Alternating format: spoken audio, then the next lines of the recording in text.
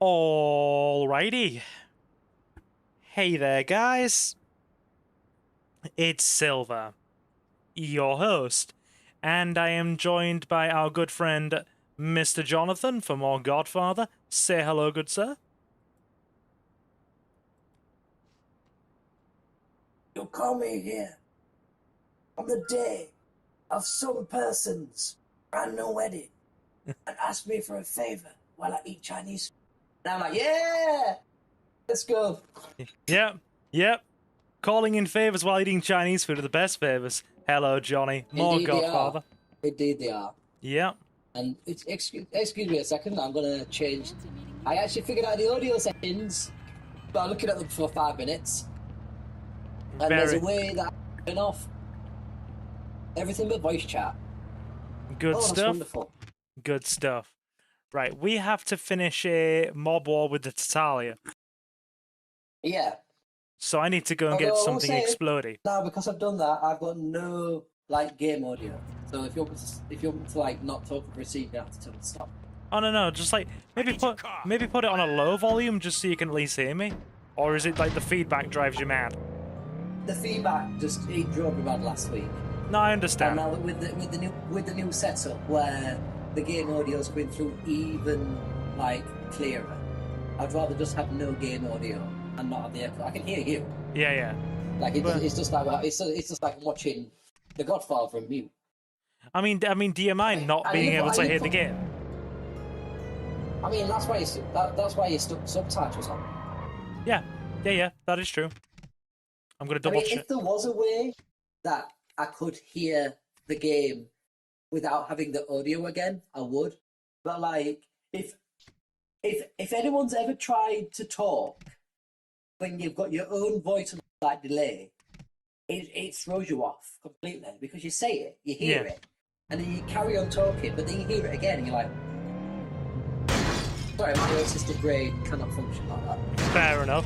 Okay, we have Leo. And we have Samuel and Jacob. Jacob says, Madman Milton, Mr. Wallaby, how are we, sir?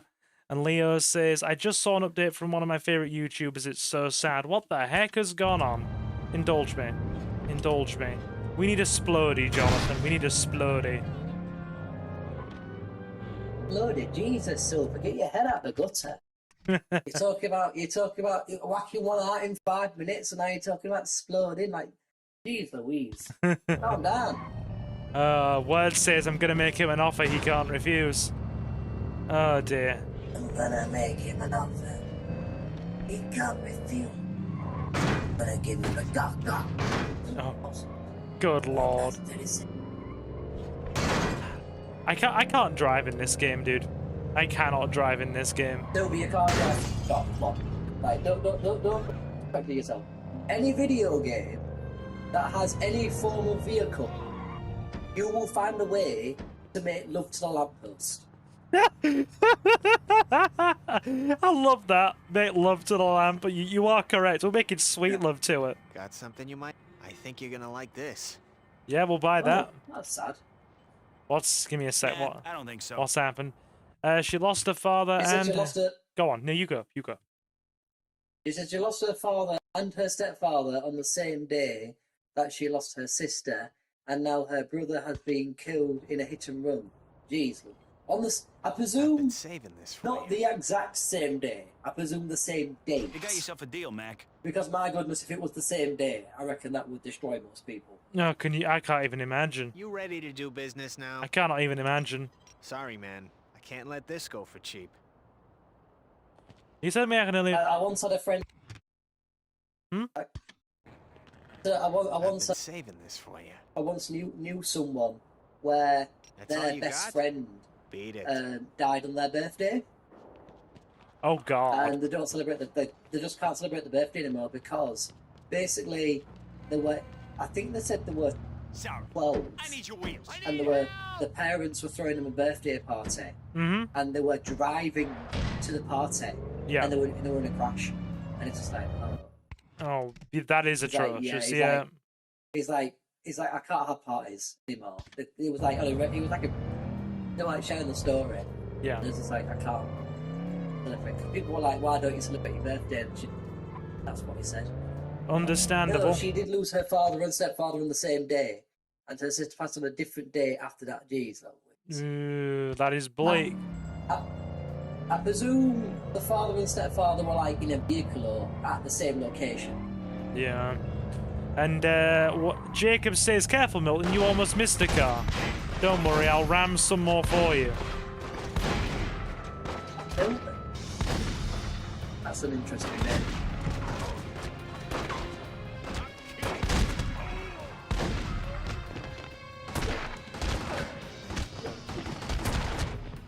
Good. The Corleone boys have got me covered there. Let's blast it.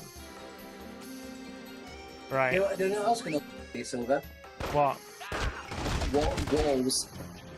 Yeah. Walls are not good. What do you mean walls as in the ice cream company? No, it's a brick wall. As in take cover behind the wall. Yeah. No, totally different locations. No, it was an ice cream walls. Yeah, Walls does ice cream. They also do sausages. Why approve of the new name? What, sorry? I don't. No, Jacob. He's asking me to approve of the new name. I don't get it. He keeps changing my names. He calls me Milton. The other week he was calling me freaking something else. He's called me. I preferred Kevin. When he changed my name to Kevin, I didn't mind that. He changes my name every few minutes. But is it? But the thing is, so what is Jacob American? Are you aware of him?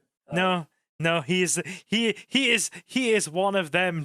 He is one of them foreign sorts. He's an Australian. He's an Australian. Yeah. Right, so Jacob, just to put into context, in England there's a company called Milton that make a chemical that basically you dissolve it in water, and it's what you do to disinfect baby bottles. Really, I did not know. The fact that you're calling silver a baby disinfector is what you're calling silver, which I find hilarious. I'm Big Daddy Silver, the baby disinfector. We need to a new rap lyric on the channel for that. Oh, she lost her father. No, totally different locations. I think she said she was with her father as he passed away, then got news about. Gee. Oh, the good lady is here. Best behaviour, Silver. Hello. But yeah, your boy Silver disinfecting babies. Oh dear. Might drop the link to that so Jacob can have a look. Yes. I'm insane. I went ahead and made dinner and ate, and I'm stuffed. Very good. Very good. How are we anyway, Jacob? And how are we, Suki? Even though I was on the phone with you all of 10 minutes ago, 20 minutes ago.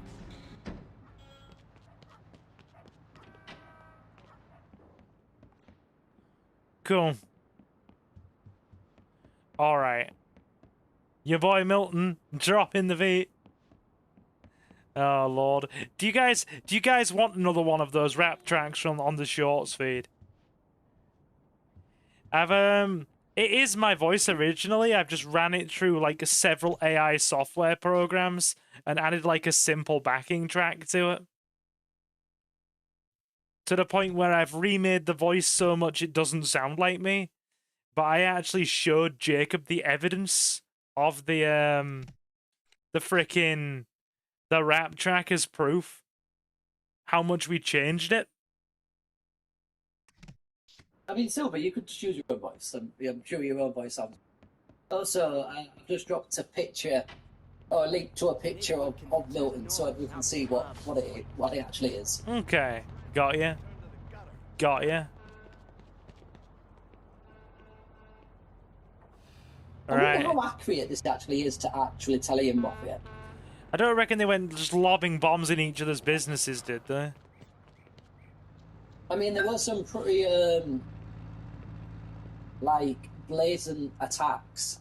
Like, I know there was one, I believe it was constructed by Al Capone, where basically a bunch of people dressed up as policemen walked into an area that for bootlegging, like moonshine and stuff. Yeah. And they just opened up a warehouse, literally unloaded like 4 clips of like Tommy gun ammunition, then just left.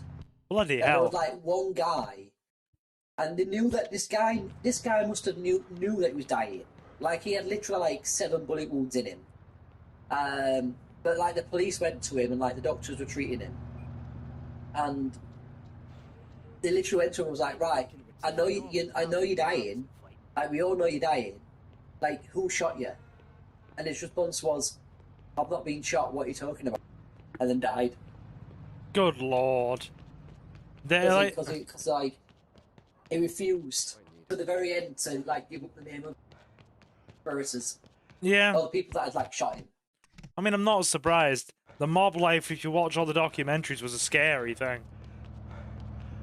How much are they paying you for your name? That is a good question, Jacob. How much do I have to pay you to change my name? You should try some Taco Bell, Leo. Even I like Taco Bell. I feel so much. Well, do you know what? I am once to Taco Bell. Although I will say, it's up near a toilet the next day. It does clear you out. Yeah. I can make your problems disappear. You call it a kickback, All I that call it richness. a bargain. What do you say? How much? Bribe 1,000. Um, I'll pay, but I expect to receive the favor. Honestly, I that you remember I paid went to You'd be first time I tried wise not Taco to Bell. I attract went to attention to yourself. Meta, Yeah. and like I bought this thing, and it was like a set menu, and it was like a tenner, Okay. maybe like £8. And I must have slammed it back in about 25 minutes, half an hour. Wait, you managed to And it get a was set menu for absolutely good. 10 quid? Yeah, it was like a portion of chips. A portion of chips, a burrito, and a chorizo with a drink. Nice. And I must have ate all that in about 20 minutes. And then I looked at the calorie count, and it was like well over 1,000 calories, and I was like, Jesus. Amateur. I'll be having this every day. Amateur numbers. Your boy is part cholesterol. It's not good in for one me. meal. Word says, does this got the Robert Duvall voice? I genuinely can't answer that, dude. I'm not sure. Not sure. Can't leave my car unlocked for a second. Right. So let's do another mission. See what's going on. The only ones I've seen IRL are the ones Papa Leo makes, and he tends to only make beef. Yeah, give Taco Bell a try, Leo. It's quite nice.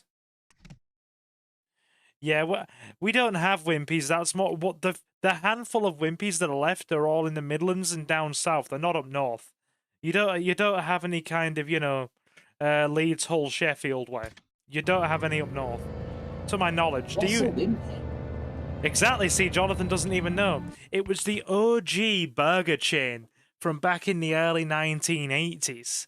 The OG burger chain before all the big American franchises came in the UK. And it's pretty much disappeared from the country, and there's only a handful left, and most of them are down south. I know there was a burger chain, and it was exclusive to motorway service stations, and it was literally called Burger and Co. Yeah. Okay. They were bought up by McDonald's. Do you know what me and Suki really enjoyed? And she'll corroborate this in the chat. Place we used to go for dinner dates together, Handmade Burger. Before Handmade Burger kind of, went bust. Well, wasn't that just private, or was that a franchise? It was a franchise. Oh. There was like freaking several in major cities. That used to be apparently Samuel says 60s for Wimpies. Now there's like a handful left in the UK now.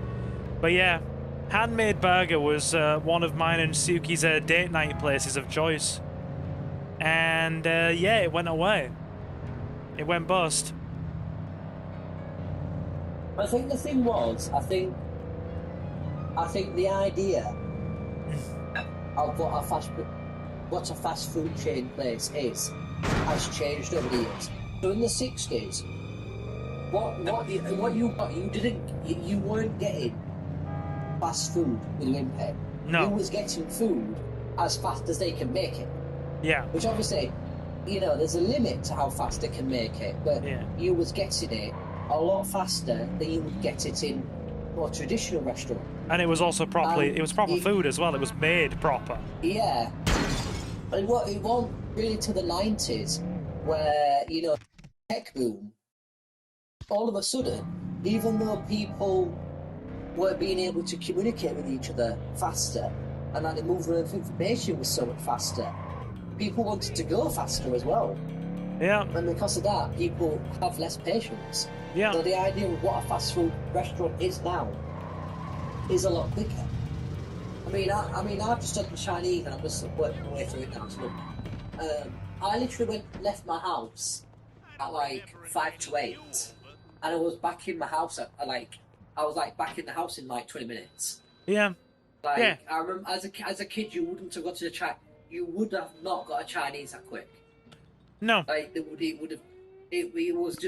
It wasn't expected to be that quick, but now it's like an expected to be that quick, isn't it? Oh yeah, the Chinese. The approach to food. Yeah, no, I agree. The Chinese near my house, not the restaurant, because we have one of the best restaurants in the county on my doorstep, and they do actually take their time. It's okay, like, you know. Silver, I get it. Your private chef's like very, very highly respected. Jesus. No, but you go to the restaurant, it takes a long time. Even if you're getting a takeaway order, you're looking 40 minutes, 45 minutes for a takeaway order. But if you go in like the regular takeaway, which is like 2 streets down from me, you can be like you say, you can be in and out in 15 to 20 minutes, can't you? Somebody's expecting me in there. Yeah. I think I can allow that. So, Welcome. yeah. Right. So I need to check this hit contract. Yeah, Jacob was very upset about this. He even told me. He said, Jonathan, my BK order the other day took 30 minutes for 2 burgers. Please, as an expert in this field, explain why Jacob had to suffer like that. 30 minutes. I mean, at my place, a lot of it was to do with staffing issues. A lot of it could do with undertraining. Like, as daft as it sounds, having one person in kitchen, like to put the burgers down, put the chips down, and make it, and having 2 people in kitchen, it doesn't just double the speed. It fundamentally increases the speed. Because what you have to do, the ideal way to do it would be to put your chips and sides down, stick your burgers down. Then you would have to go and wash your hands, come back, get the burgers, and then make the burgers. But it doesn't always work like that. You might end up making the burgers, putting burgers down, having to go wash your hands, then putting some chips down, then having to put more burgers down, which means you have to wash your hands again. So if it was only one person in the kitchen, that was probably part of the issue.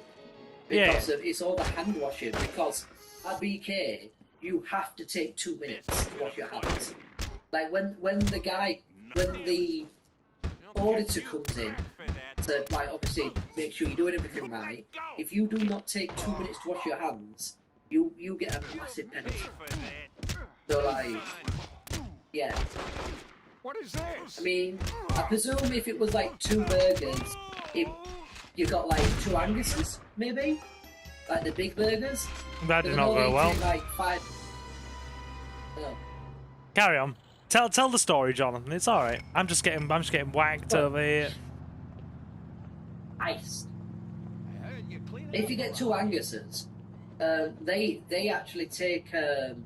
You bastard! Well, when I used to work there, they used to take 4 minutes and 57 seconds.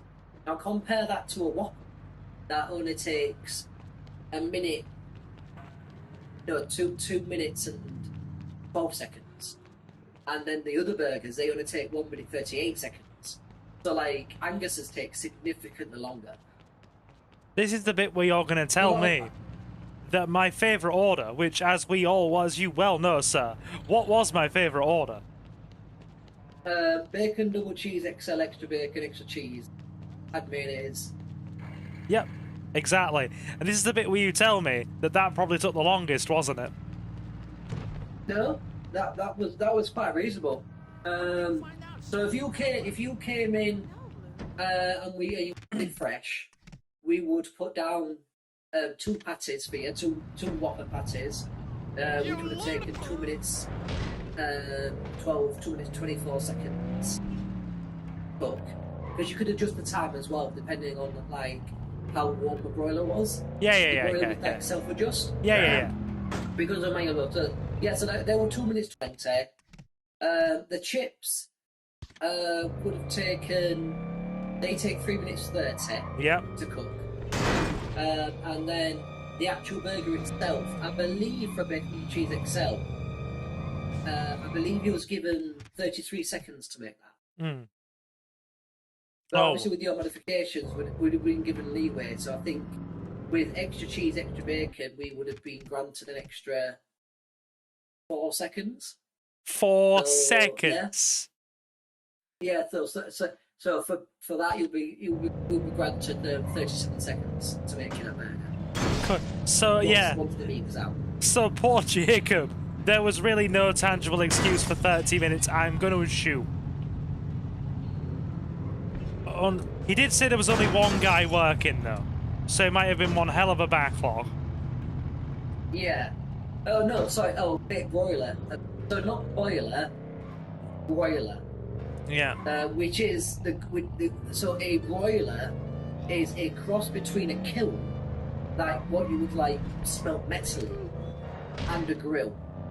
So it's like a big chain mechanism that you slide all the burgers on, and it cooks them, and then the chain rotates and spits the burgers out the side. And we had an older model. I hear this joint so is that's hot. what it is. Think you'd So let me in? it is a grilled burger. Trouble, but Because the gas is piped straight in. You don't that thing. I think it runs at about 100, 180 degrees, maybe 200. Bloody hell. Like it runs hot. So you don't just slap them on the grill, as it were. It is a grill. It's a grill that can like just do burgers. And in fact, it might have even been hotter. I have to think how warm that broiler was. I mean, it cooked a full burger in like under 2 minutes, so it could be like over 200 degrees Celsius, not Fahrenheit. Hmm. Nice. We need to get out. This dude's walking at me with a shotgun. Stay away from me. Yeah, John Burger King just fact check it. I mean, His experience. yeah, I wouldn't given. All I will say is you were quite content to leave at the end, weren't you? That's all I will say. Yes, but that wasn't to do with the company, and it wasn't to do with like the sort of culture of the company. It was to do with the people I worked with. I understand that. I can respect that. At the end of the day, I'm going to swear now, and I'm sorry for monetization, but I would rather have a shit job with an amazing team than an amazing team. I'd like a shit team with an amazing job. Yeah. You don't need to worry. Yeah. YouTube has also eased up slightly on the language and monetization thing, so you can drop a few Fs here and a few S's there, and they won't mind as much that now. was crazy. I mean, that was the thing. It wasn't a great job, but it was just the people I worked with. No, I can understand. Some of the people were just made it very unpleasant. Yeah. And I mean, the job I work with now, you know, it's a really fulfilling job. Yeah. But the team I work with amazing people. Well, I mean, like I said, it's the work environment. Let me get caught up in chat. Mango said, well, Einstein said time was relative, right? Maybe I'm not late. Maybe you guys are early. Fair point. Jacob says, I reckon I've asked this before, but if you had to choose out of a Whopper and Big Mac, which one are you choosing? Provided I can take the tomato out of the Big Mac. I don't know, I'm sorry. That's a difficult one. Yeah. I mean, for me, the thing that makes the Big Mac is the Big Mac sauce. Yeah, yeah. Like, you take away the Big Mac You interested sauce, in sew work? like it's mediocre. Yeah. But yeah, Got something big I for me worked this at Burger time? King. I Tony knew Bianchi the is mad as quality hell about of the Brown, Billy. ingredient. Don't he And know there who's weren't next? So sneak hats. into his place and stay out of There sight. weren't tatty With a range ingredients. of Like, you hoovers got as distraction. decent The lettuce. place will You be got well decent guarded. mayonnaise. Like, Try to good go right. tomatoes. Like, You'll never I see would it have coming. the Whopper. Like, minus the tomatoes, Yeah. give me the Whopper. And plus, I'm sorry, but you cannot be BK Pickles. Do not know what they from. They just come in like clear, opaque bags, but they must have been sent directly from heaven. Because Yeah. those pickles. Oh, So did Oh. it? I believe one of our mobsters has just been eaten by the wall. He appears to be one with the wall.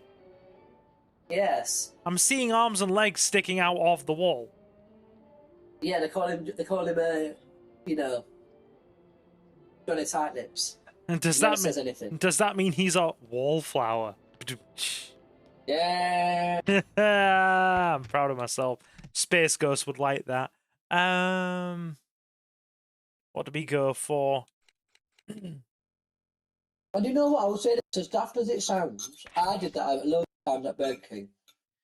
You Okay. can just forget about the customer. You can just forget about the customers.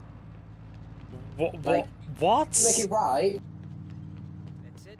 We're moving to So I'll be doing something, and I'll put something down to cook, and then I'll get doing something else, and you'll get doing a little dog stocking the fridge, or sweeping the front counter, or restocking the straws, and then like, literally, like 15 minutes later, you'd get someone coming to you like, I've been waiting for my chicken nuggets, are they ready yet? And I'm like, oh, yes, I'm so sorry.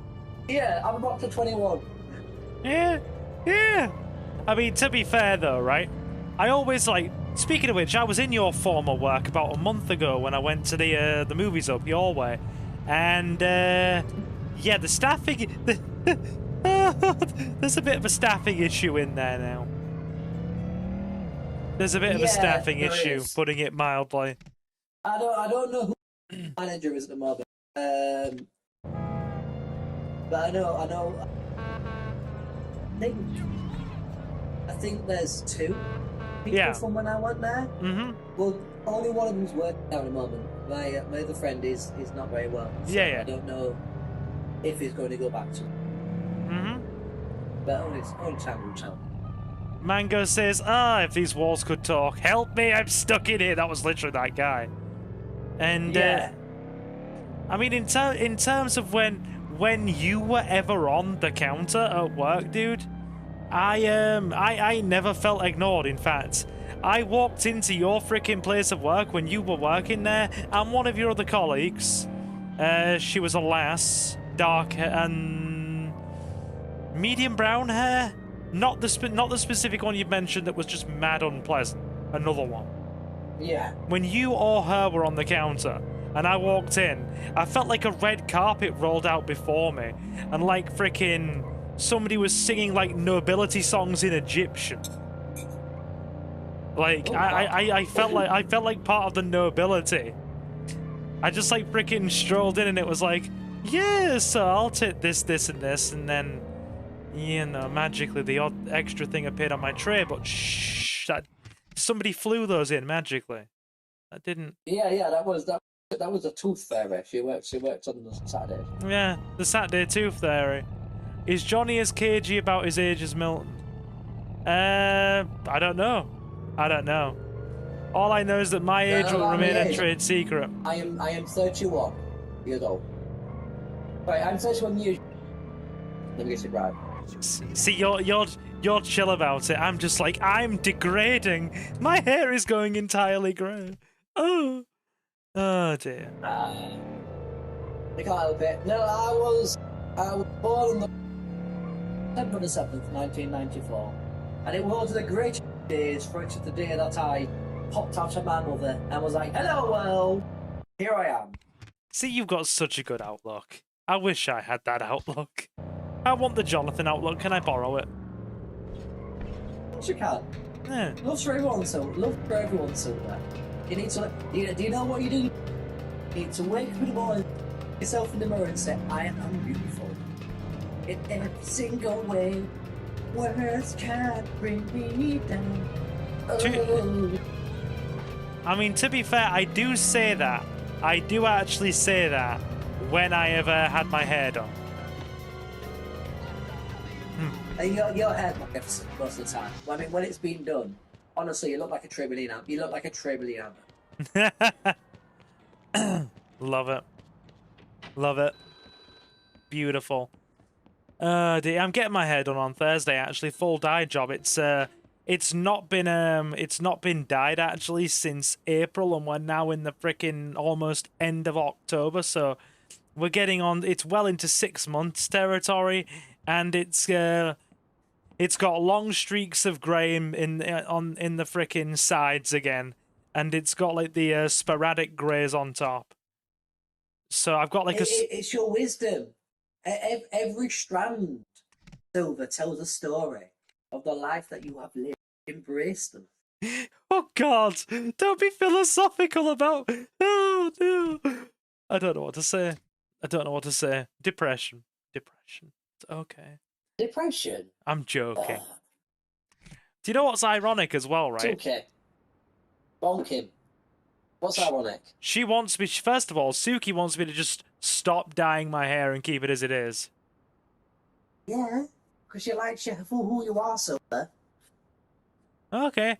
And here's the irony, right? We spent 2 hours streaming Yeah. Dispatch last night, and we've gotten more views streaming Godfather in 30 minutes than we did streaming freaking, you know. Yeah, we got more views streaming Godfather in half an hour. Everyone was streaming Dispatch, wasn't it? Yeah. See, that's the thing, right? No, I mean, no. So no, I'm gonna clarify that. Suki said you would, right? Suki said you would. She didn't say I should leave it. She said I would look perfectly fine if I left it, and she wouldn't mind. That's what she said. Yeah, Silver, stop putting things in her mouth there. That, Asking. Jesus, Jonathan.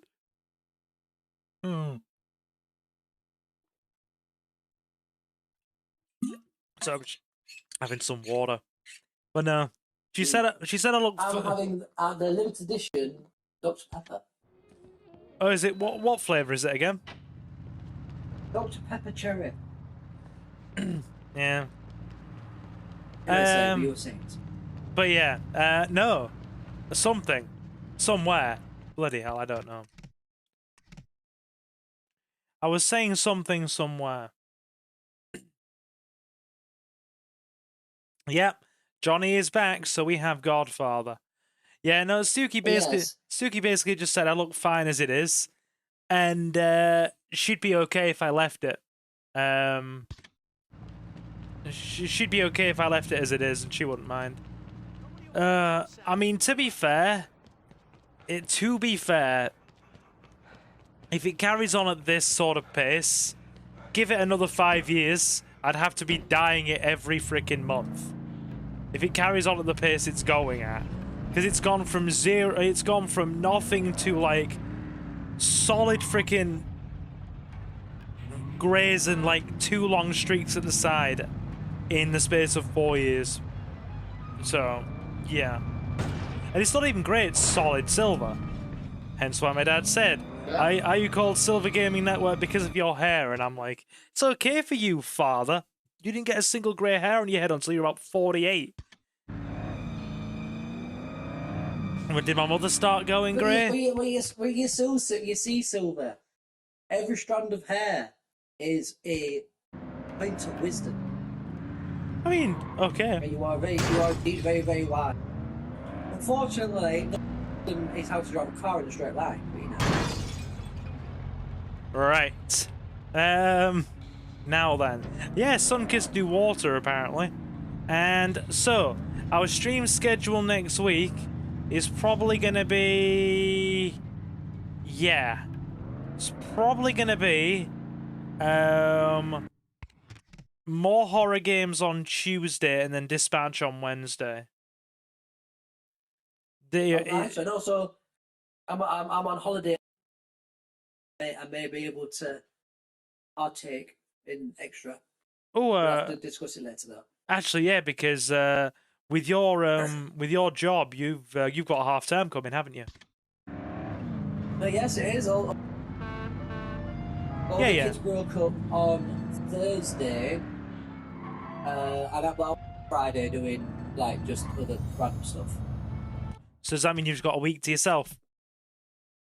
I mean, I'm cleaning, and I ordered a carpet shampooer, especially, which has arrived. And I think one of the new ones, which I'm quite excited to use. Yeah. But I mean, that should only be till like Monday, Tuesday, and it should be fine. Yeah.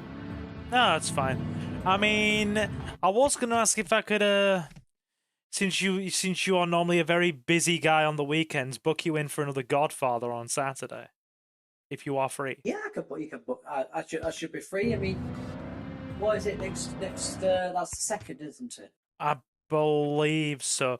I mean, I'll be up your way again for Card Shop next week, and then I'm taking a week off. But talk about that. How did it go? Did you remember all your interactions? We had a good session. It was some really, really long games with a lot of actual back and forth interaction. So it was a good time. Well, you actually made it to turn 5. Dude, mine and frickin' Reese's game went on for 2 hours. We ended up in extra time. Oh, you must have bricked hard, both of you. No, the decks kept interacting with each other. It was actually really good. Wait, no, go. Sorry, my freaking brain.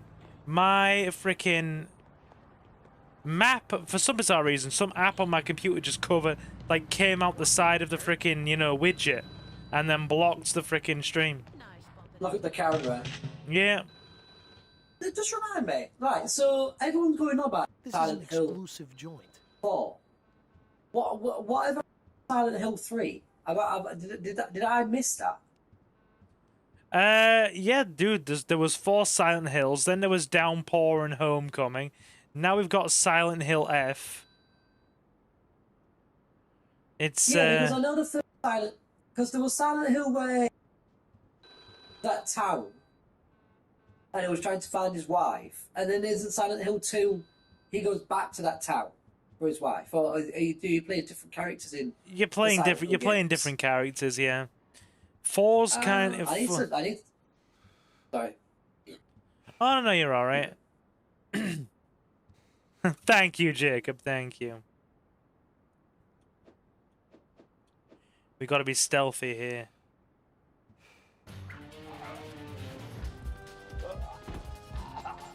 So yeah, what you talking about the Silent Hill games? Got him. Got him. How did he release himself from my grip, turn around, then fall over? So how far are we in Godfather? Story-wise, about halfway. I'm just doing some side missions for half an hour, and then we're gonna do some main missions too.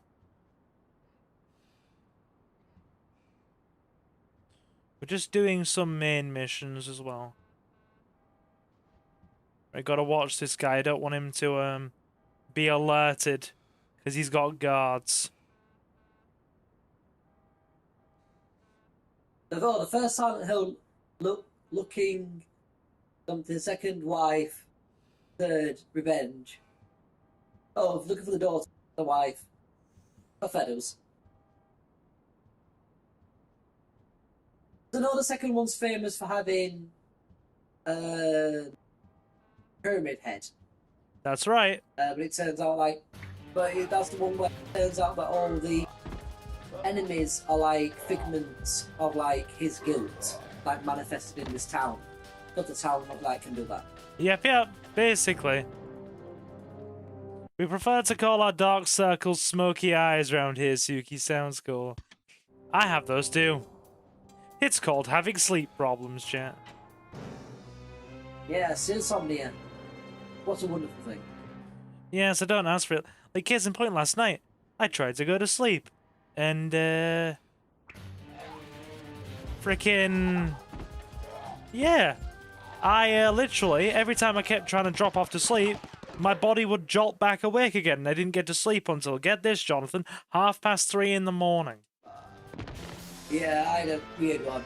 And I got home from work at about 3 o'clock. Yeah. And just got really tired, so went to bed. I only went to go to bed for like an hour. Mm-hmm. Woke up at like 8:30, and I was up till like 5:30. Yeah. Went back to bed, and then I went to sleep till about 11:30. Then was back up. Although my cats have ticked me off again. Like my cats, I love them to bits. Yeah. But they have 3 litter trays to pick from. 3 empty litter trays, because I scooped them out before I went to bed. Yes. And I'm like, oh, shall we pick litter tray in this room? Shall we pick the litter tray in this room? Shall we pick the litter tray downstairs? Or shall we pick the laundry basket? They picked the laundry basket, didn't they? They picked the laundry basket, yeah. Buggers. Little buggers. But one of them picked the laundry basket, so I locked them out of the... So then one of them pulled down the towel off the bathroom and peed on that instead. And I was just like, for goodness sake, what do you want? This sounds like cat behavior. Bless them, does it sound like cat behavior? Right. Well, apparently it's to do with, like, they want to mix their pheromone line, because they've never done it on clean laundry. They've only ever done it on clean laundry once. But every other time it's always been, like, something that's dirty or something that's damp. Yeah. Like, already. Okay. So, yeah. Right, we'll get this hit contract sorted out. We're not gonna do another one. We're just gonna open it up to do later. And now we're gonna do a main story mission. Got some Tatalia blood to spill. You interested? Always good for Tatalias. You got it in for the Tatalias, Tessio? Freddy Nobili is Tatalia's consigliere. Probably their smartest guy. He went underground, but I heard he's been seeing some dame at St. Martin's Hotel. Oh wow.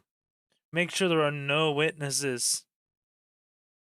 Freddy Noble is the Tatalia consigliere, and he knows how to stay out of sight.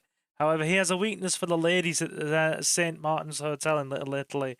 The Corleones don't want to be implicated in the murder of a consigliere, so make sure there are no witnesses. Be careful, Freddy carries a special gun. Is it consigliere is that another rival gang? A consigliere is like one of the key, should we say, advisors to the Don and like key members of the family. They're like the guy with all the connections to the police and the businesses and the legal guys. They're it's basically it's your Yellow Pages. They're the legal. They're almost like the legal representative of the family. Yeah, they keep them out of hot water. Pretty high ranking. The choice between leaving a witness and a corpse is no choice at all. Mango has a point. Right, we're going to do another one of these in a minute. For now, we're going to do a main story mission. Because we haven't done a main story mission yet, so we'll do a couple of them. I think. Yeah, I'm going to do a couple of them. Okay. You get a lot of XP for that. If you do it properly, we're going to get a ton of money and a ton of XP. But for now, main story mission. Yeah, you get way more. The bonus is way higher than the actual mission itself. Yeah, if you do it properly, if you do it with the correct like bonus conditions, you get so much money and like reputation for it. Do you like Swiss cheese, Sonny? Oh, I see what you did there. Look at how they massacred my boy. Oh dear. Right. Now, What were the other films they've done over the years? Like,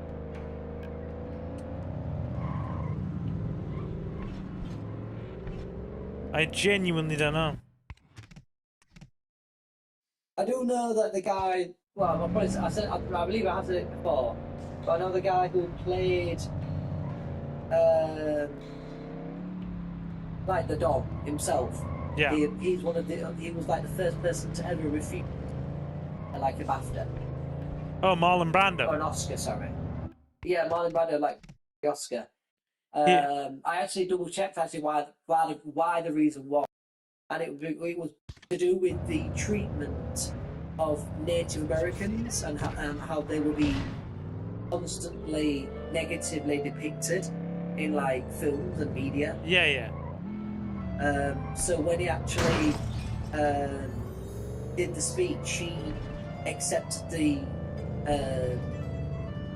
trophy or refused the trophy on his behalf, and Yeah. like read a speech that he'd written. Okay, I've got you. Jacob's curious. He says, what games did Johnny grow up playing? So my favourite genre is old Command and Conquer. Oh, so yes. Mine was Red Alert 2. I played that to death. And then he also played the expansion. Yuri's Revenge. Yeah, I know it. I know it. The other one I played, I also played Warcraft 3 and its expansion, The Frozen Throne. And I played the first Warcraft 3. No, so Red Alert, the one in Curry, that's Red Alert 3. Yeah. So, if you've ever played the game Tiberian War, or the one with over Tiberia, your Tiberian Wars is set in one universe. Yeah. But then there's like an event in the game where you can pick, like something happens. And they were that interested with the game, they actually split it up into two separate universes. One being the Tiberian universe. Yes. And the other being the Red Alert universe. Red Alert being, let me pick up where you're already at. Red Alert is an alternate timeline where Albert Einstein goes back in time, assassinates Hitler, and then the course of history changes, doesn't it? Yes. So all three have timeline like issues, like with the timeline being manipulated. So Red Alert.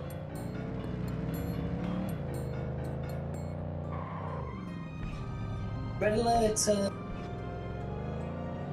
Alert, the original Red Alert, that's the one where basically Albert Einstein, he goes back in time and he kills Hitler before, like, he goes for his interview for art college.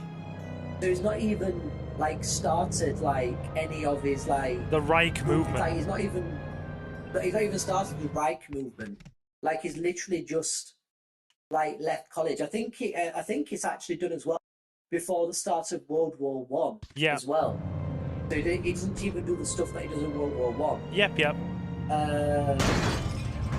And that has obviously affected the timeline because I think the business did because he never rose to power. The Soviet Union was a massive powerhouse.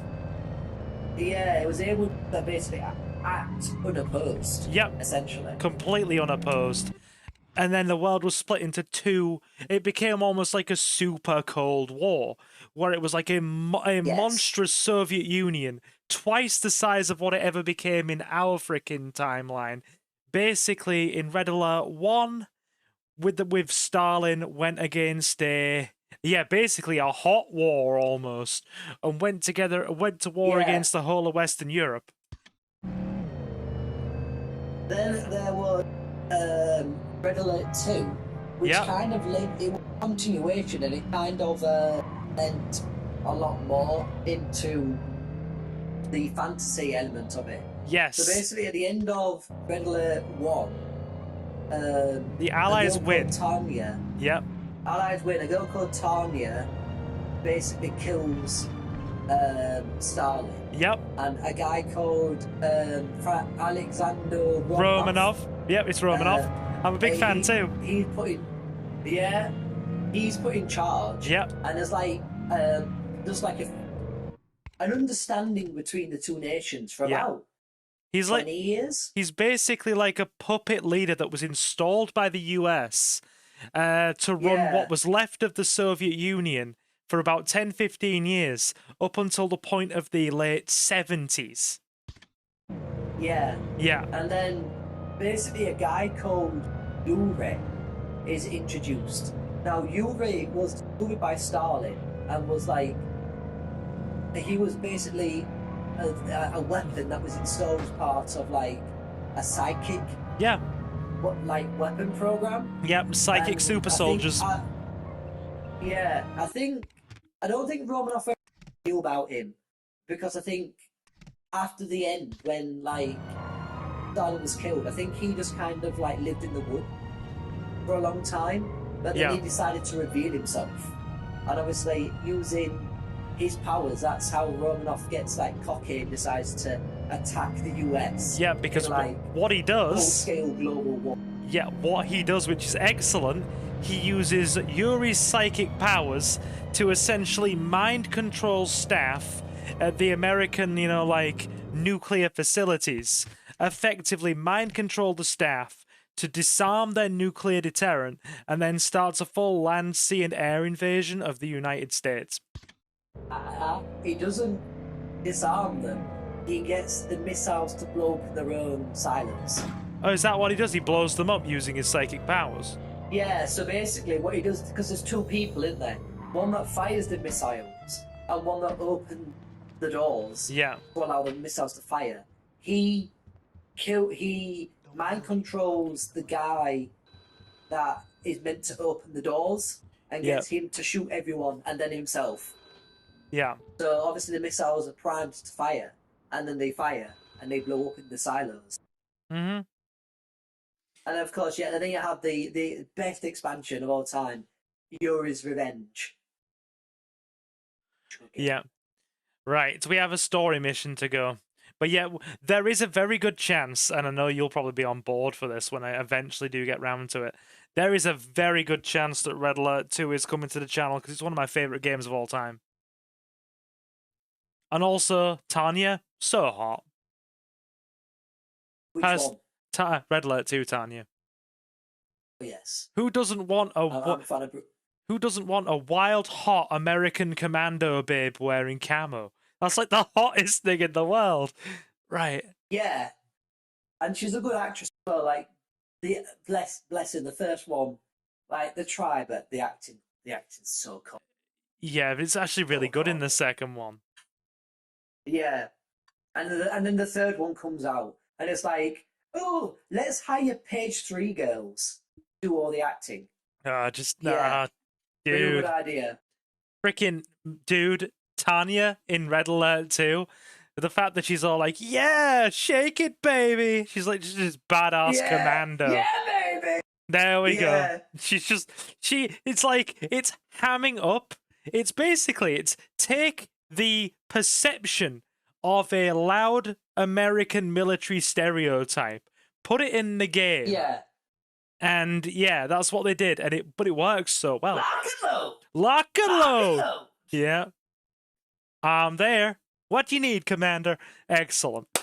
Anyway, so mission time. Now it's personal. 1950. A made man on the rise and bringing in the dough. Could life be better? The family is impressed, and rumor has it that Sonny has plans for you. Frankie Malone. Tough, beautiful, and all yours. This is where things take a turning point.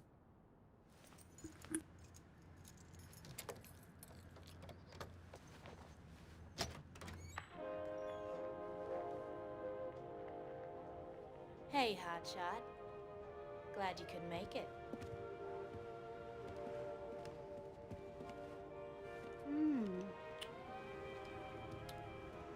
Yeah, after this mission, it will be personal. Christ, they're after me. Get out of here.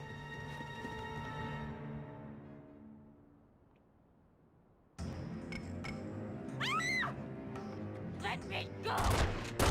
Please, come on, get a break. Hey, asshole. We got your broad. Right, yeah, they basically take Frankie to get to us here. Hence the now it's personal. Yeah. That's the point, isn't it?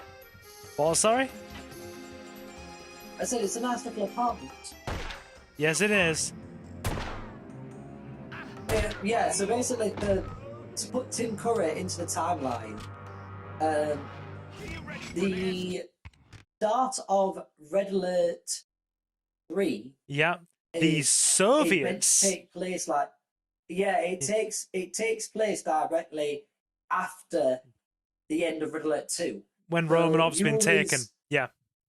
Yeah, Romanov's been taken because they've defeated Fury, he's in prison, and the power's been absolutely obliterated and the people have been absolutely destitute. Yeah. And there's just nothing left for the people. But- So Tim's being put into place as almost like a puppet, Yeah. temporary leader. Because But basically, then- Tanya's commandos at the end, they storm into the Kremlin. They literally, the Allied military just surrounds the Kremlin. Tanya storms in with a commando team and just takes freaking Romanov, and that's the end of Red Alert 2. No, but Red Alert, you got to know. There's Yuri's Revenge, isn't it? Oh yeah, Red Alert 3 sorry, yeah, is at the end of Red Alert. Yeah, so Romanov, he's released from prison yeah, at the end. At some point in the Allied campaign, which is the canon campaign, at some point in the campaign, he's released in order to rally the remainder of the Roman forces behind him, which he does. Yeah. He does. But as soon as Revenge met, he basically absconds with as much money as he can because there's no way that I'm going to be able to be in power any longer, which is where basically Tim Curry comes in the vacuum. Don't worry. But then they go back in time again, and this is where it really ticks me off, the game. So basically, they go back in time again, and basically Yeah. Tim Curry yeah. kills Einstein, which in turn Yeah. stops them from killing Hitler. Yeah, but the game doesn't acknowledge that at all. Yeah, The game doesn't acknowledge the fact that they go back in time by using the same sort of time travel techniques Yeah. that basically Einstein developed. yeah, So how could they? They basically cause a massive paradox. they do. But And the game just never acknowledged it. And in that, And this is the other thing that really ticks me up. yeah. And I was going to say, in that monstrous time paradox where the Allies moved to stop Hitler, and then basically everything that had already happened been undone, it leaves an alternate scenario where the Japanese Imperial Army, their technology freaking advances at a rate beyond anywhere else in the world, and they become a high-tech superpower with laser sword samurai and battle mechs. Yeah, and it's blooming George Takei is the emperor. George Which Takei is awesome. the emperor. It's great. You Yeah. know where Frankie is. But the thing what Tell really me. annoys me is Alright. She's at the they say a line by the beginning. He's the land of rising sun's attacking. So then the guy that's playing the general is get all our nukes. And it's just nukes? What on earth are nuclear weapons? Yeah. Nuclear weapons. 'Cause it It's messed up the- Einstein never come up with the theory of relativity Yeah. for EMC squares. And it's just Oppenheimer I'm pretty sure Oppenheimer didn't make the nuclear bomb to prove Einstein's point. Yeah. I'm pretty sure he would have figured out a way to develop it anyway. So So, basically, Oppenheimer didn't yes. just use Einstein. Yeah, you're right. Without Einstein, they're going off the basis that without Einstein, there was no theory of relativity, therefore no nuclear weapons, therefore the Soviet Union was still weak, the Japanese never got, bombed, and then because of that, they grew into a technologically advanced superpower. Which is crazy. But this is the thing that really ticks me off about the game. Look, So I'm coming basically, over. Something's that happened. everything you It's just Frankie. said is what Bitch. What we're happened? we're I don't know. expected They just to busted in and believe took her. that is what happens. I'm at But 40th and yet, Lexington. And Red hurry. Alert establishes that Einstein invented the chronosphere, the time weather machine, Yeah. the prism tank, the Prism Tower, Yep. the Cloak Tower, Yep. and the Mirage Tank. Yep. What is the one thing that they get rid of? The blooming weather machine. Exactly. So, like, who on earth invented the chronosphere? Yeah, There's no. an entire mission Yes. in Red Alert 2 about the chronosphere. Who invents it? I know, because the Allied, Who invents it? the Allied forces' greatest freaking technological, advances and like weapons in like this alternate history are the freaking chronosphere and the freaking prism towers. Yeah, but yeah, like, oh, yeah, it just really frustrated me that it's clear that when they developed, like Red Alert 3, Yeah. they were so desperate to, like, because basically they wanted to make something to be essentially a StarCraft killer. Yeah. Because StarCraft from '96, that is still played I know. on a competitive level. I know. Like, It's ridiculous. huge. It's and so many huge. games have, yeah, but games still can't challenge it. But yeah, that it tried to do that and it just Tried couldn't. to get away. There were too many of them. I lost her. We'll get her back, Monk. Come on. Right. I love it. Man goes like, this is a series where Einstein time travels to kill Hitler. Realism was never a factor. She's not part of this, for God's sake. Oh, She'll make God. No, I mean, yeah. But no, I just, like, the most favorite weapon for me is the prism tanks and the prism tower, because, like, whereas the Soviets have got, like, giant electrical Tesla towers, the Allies are literally channeling concentrated beams of sunlight to freaking destroy vehicles and weaponry. And it's like, I'm glad though they kept the Tesla coils. Like, there's Tesla tanks and Tesla towers. yeah. I'm glad they kept them. Yeah. I mean, for me as well, it's also, you have to acknowledge that we'd be kind of screwed over here, because the prism towers rely on sunlight. Britain never gets any.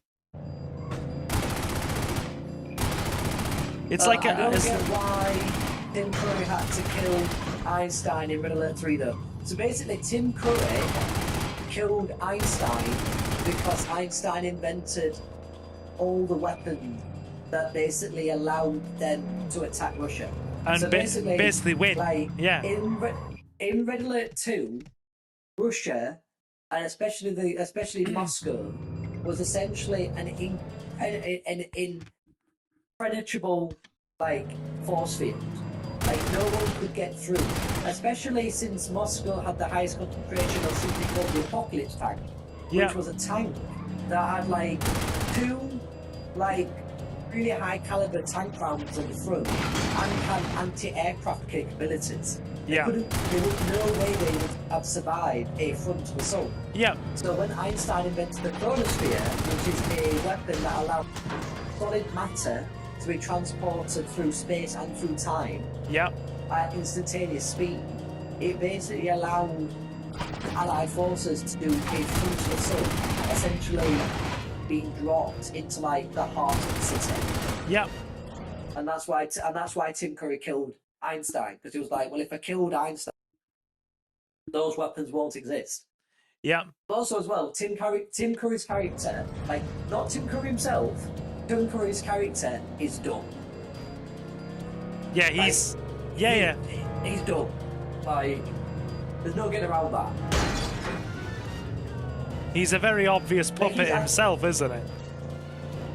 And no, I think based on actual style. Like, he steals other people's ideas, doesn't really have many ideas of his own, gets rid of people that are useful to him because he thinks they've finished their usefulness. Like, that is just not a very competent leader. Yeah, so I'm just checking when we actually need to be. We're bloody miles off here.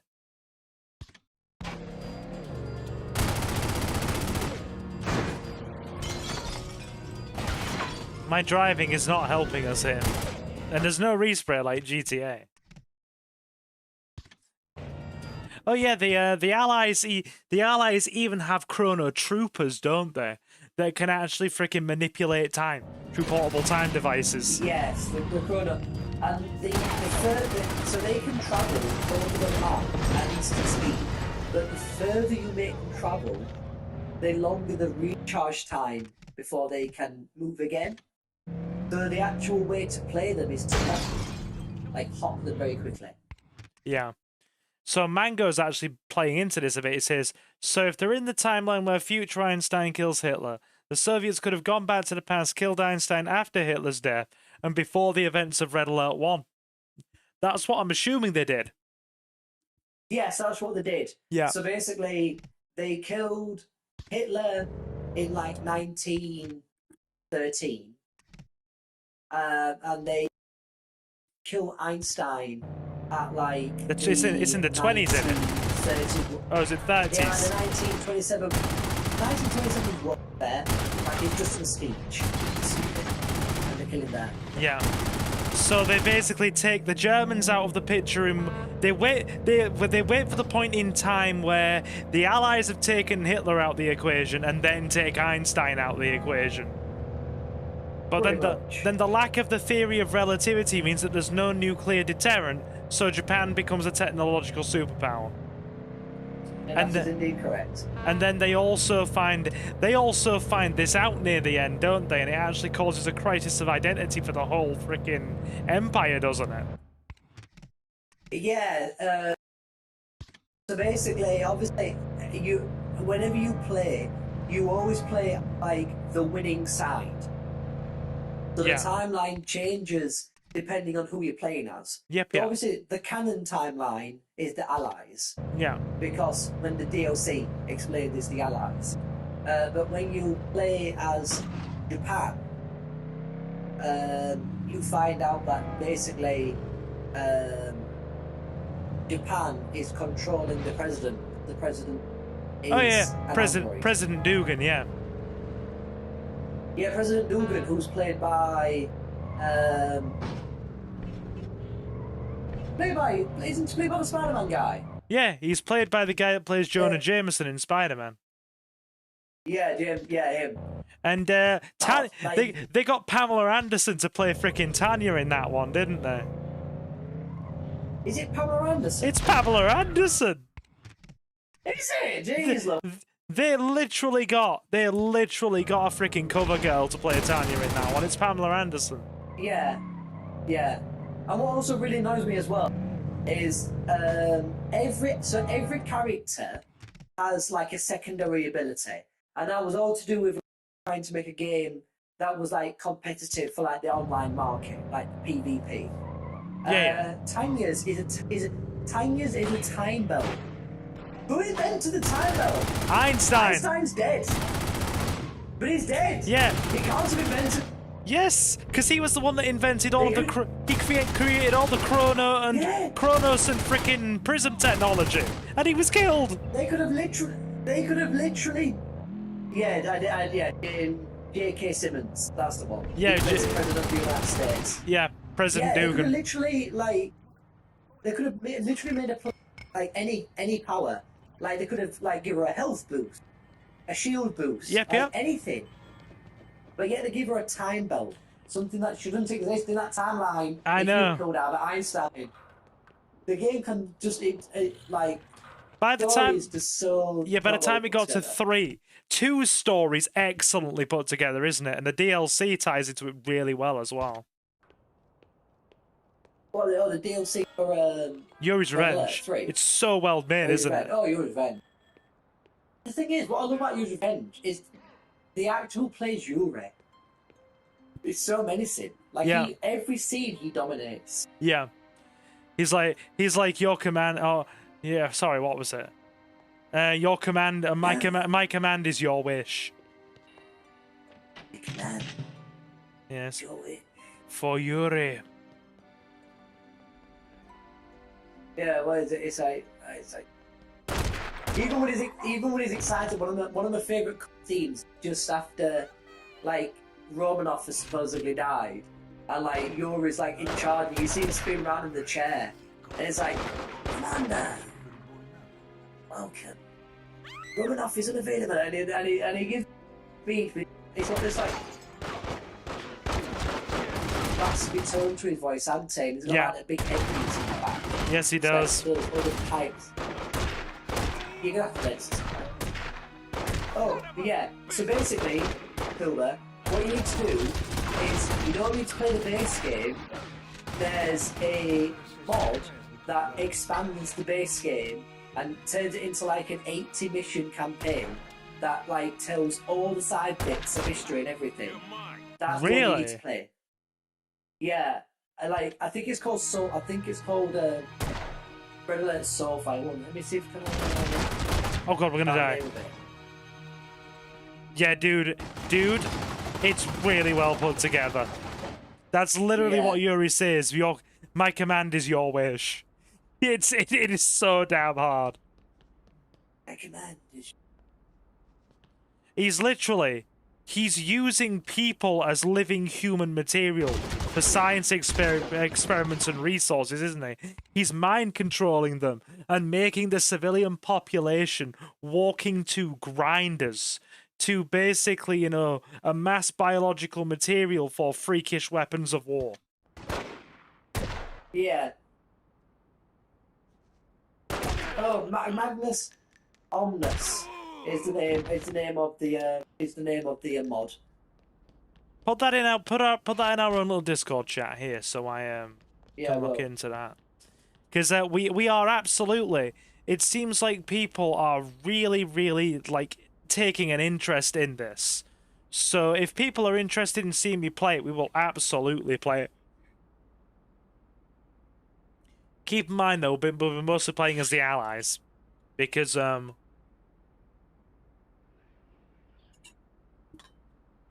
could tell you. And the DLs. I've dropped. Yeah, carry on. I've dropped that in the chat. Cool. I've dropped that in the Discord. Very nice. Right. But you won't die. I want to catch up the chat. My god. It's like a shooting alley. Help, monk.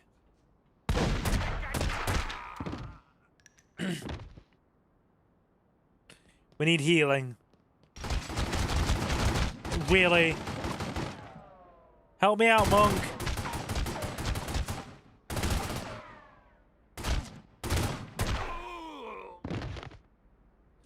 Monk wasn't really helping.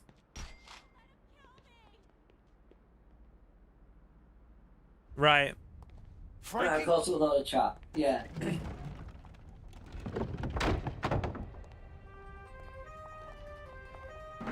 So is that the brother? The guy with the hat? Yeah.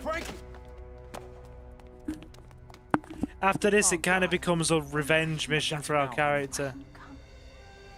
Don't let go.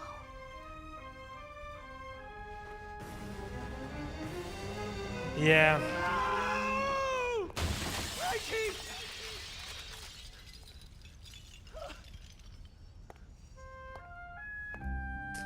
Bloods and Crips, back in my day we had Tatalias and Barzinis.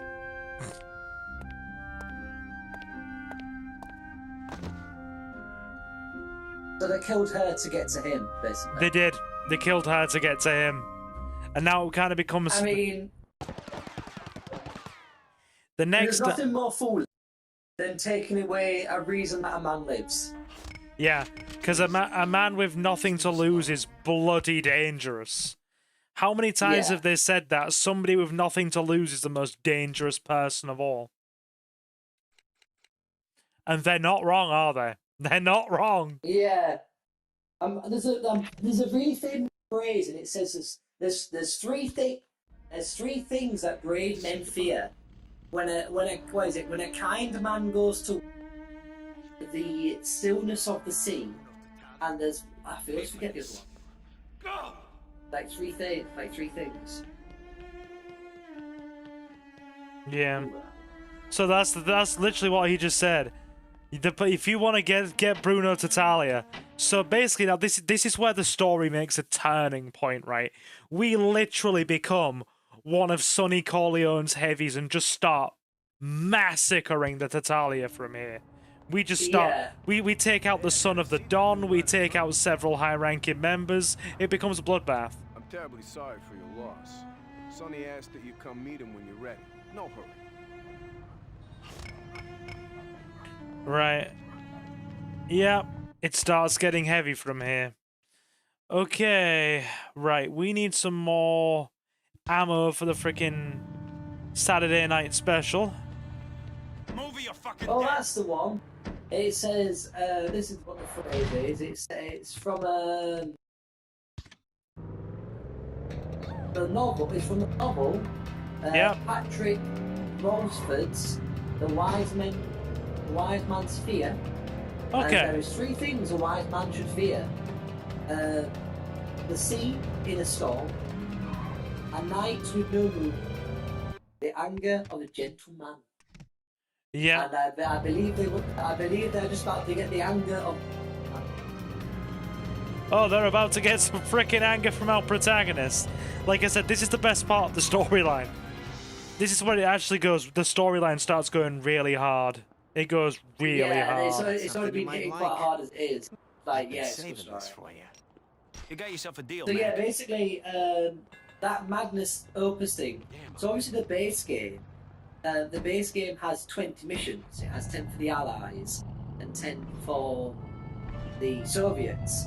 The mod basically, like, I think it gives you about 30 missions each. It Really? also, it splits the factions. So you know, like in the original factions, you had like you had all the countries. So you had like 6 countries for the Allies and 6 countries for the Soviets. Dude, are you all that telling sort of me like stuff. France, Germany, and Britain all get individual missions? No, so basically what they've done is, rather than just having like France, Germany, England and all that stuff, the Allies have been split into 3 factions, which is I'm gonna guess the United Which States, is- the European Union, and something else. United States and Canada, then Europe, the European forces, and then they're called the Northern Forces. So that's like the Greenland and the Netherlands, and like some forces in like the North Pole. Yeah. Then the Russia's they're split into Russia, China, and like they're called the Eastern Forces, but essentially it's like You're gonna say Korea, aren't you? Mexico, Oh, no. Brazil, Mexico, Brazil, Argentina. That side of Mexico, country. Brazil, and Argentina are in the Soviet Union in this timeline. Yeah, in the mod, it kind of ties them together. And all these factions have individual missions. Yes, but they all have like the way that it's balanced is they've all got different play styles. Yeah. So basically, Russia is all like Tesla coils and like high damage and like burst damage. Yeah. China has all the old like theory of technology. Like they've got really heavy tanks. Yeah. And basically their tanks are so heavy, is one of their units is like a mobile factory that can like make tanks on the fly. Some of the tanks are so slow. Interesting. It's quicker to take the mobile tank and just like make it. And then basically they've like Argentina on that one, they basically got Russia like technology from World War II that's like being deactivated. Like Russia Okay. don't give- Yeah. So they got all like old stuff. All right. I think America have got very high air force. Yeah. Um, Makes sense. The Allies have got a lot of defensive units, and the Northern forces they use all the technology like chronospheres and stuff. They've got bonuses for them. Okay. And this is Red Alert 2, right? Yeah, this is the mod for Red Alert 2. Mm-hmm. And then Yuri, he himself has got 3 different factions. Right. So he's got the psychic core, which is all his psychic units. He's got the disease core, which is all like debuffs and disease, like stuff like that. And then he's also got, I forget what his last core is. I think his last core is like the tech core, which is all like mutants and like. Yeah, because they actually had melee mutants units. and stuff, didn't they? Yeah, the grunts. Okay. Yeah, Command and Conquer indeed. Nothing to lose except that beard. We're keeping the beard, my man. I like the beard.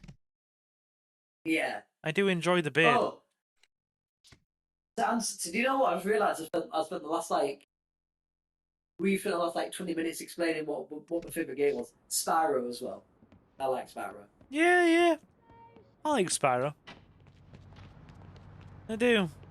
Right. I don't think I need to tell anybody my favourite games. They've seen them all on the channel. That does not need don't think we need to justify freaking Resident Evil. And Time Splitters. Yes. Oh, absolutely yes. Resident Evil, Time Splitters, Digimon. Yeah. That's why I saw Time Splitters. When he jumps in, is it like Quantum Leap, where he jumps in to that person's body and controls them for a time? No, that's never established. You basically see his body transform. The way you see it, right, in Time Splitters 2, when Sergeant Cortez comes through the time portal, his body basically flashes in time. And he basically takes on the form of somebody from that time period, like a disguise, in a sense. Try X-Files, best RE clone. Yeah, I remember you mentioning that, dude. Thank you again for the generous donation. Really do appreciate it. But yeah, we'll have a look at X-Files. We'll give it a one-off episode for Silver Tries sometime. Not sure when exactly, but we absolutely will. We absolutely will. He was doing Try Out Dog's Life.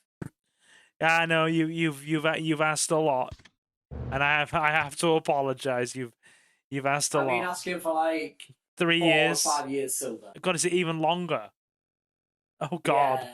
I'm sorry. I've been asking since the early days. Since before 1,000 subs. Yeah, where are we now? 2,700. Jesus Christ. Yeah. Oh God. Yeah. Remember, guys, a big toe reveal at 3,000 subscribers. Big toe reveal. Oh, you don't want to see my big toes. You do not want to see my big toes. How do we do this? How do we do this without witnesses?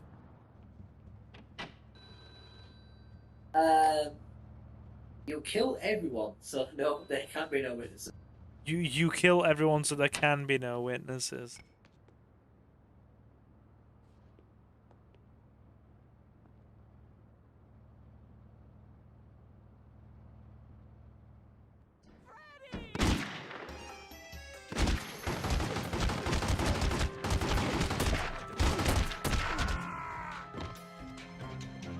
Where's the last gone? I want her. No, I need to kill her. Kill him first, and then kill her. I'm trying.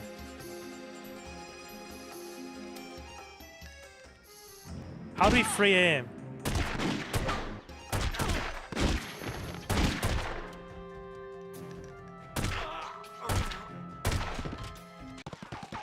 Yes.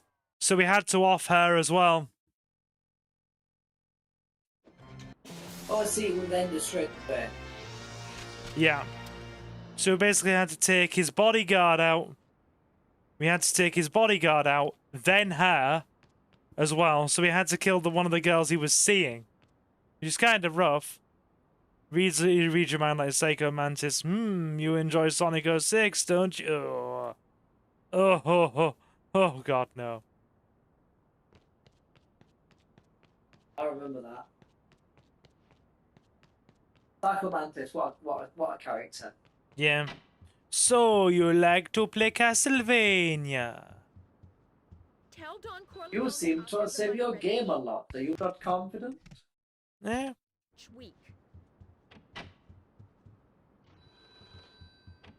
Yeah. We like to play Castlevania. Ever played the Crisis games? You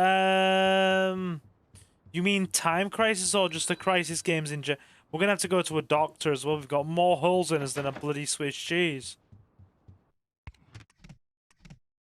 Yeah, we actually do have more holes in us than a bloody Swiss cheese. Yeah, right. We better go and heal and save in our apartment.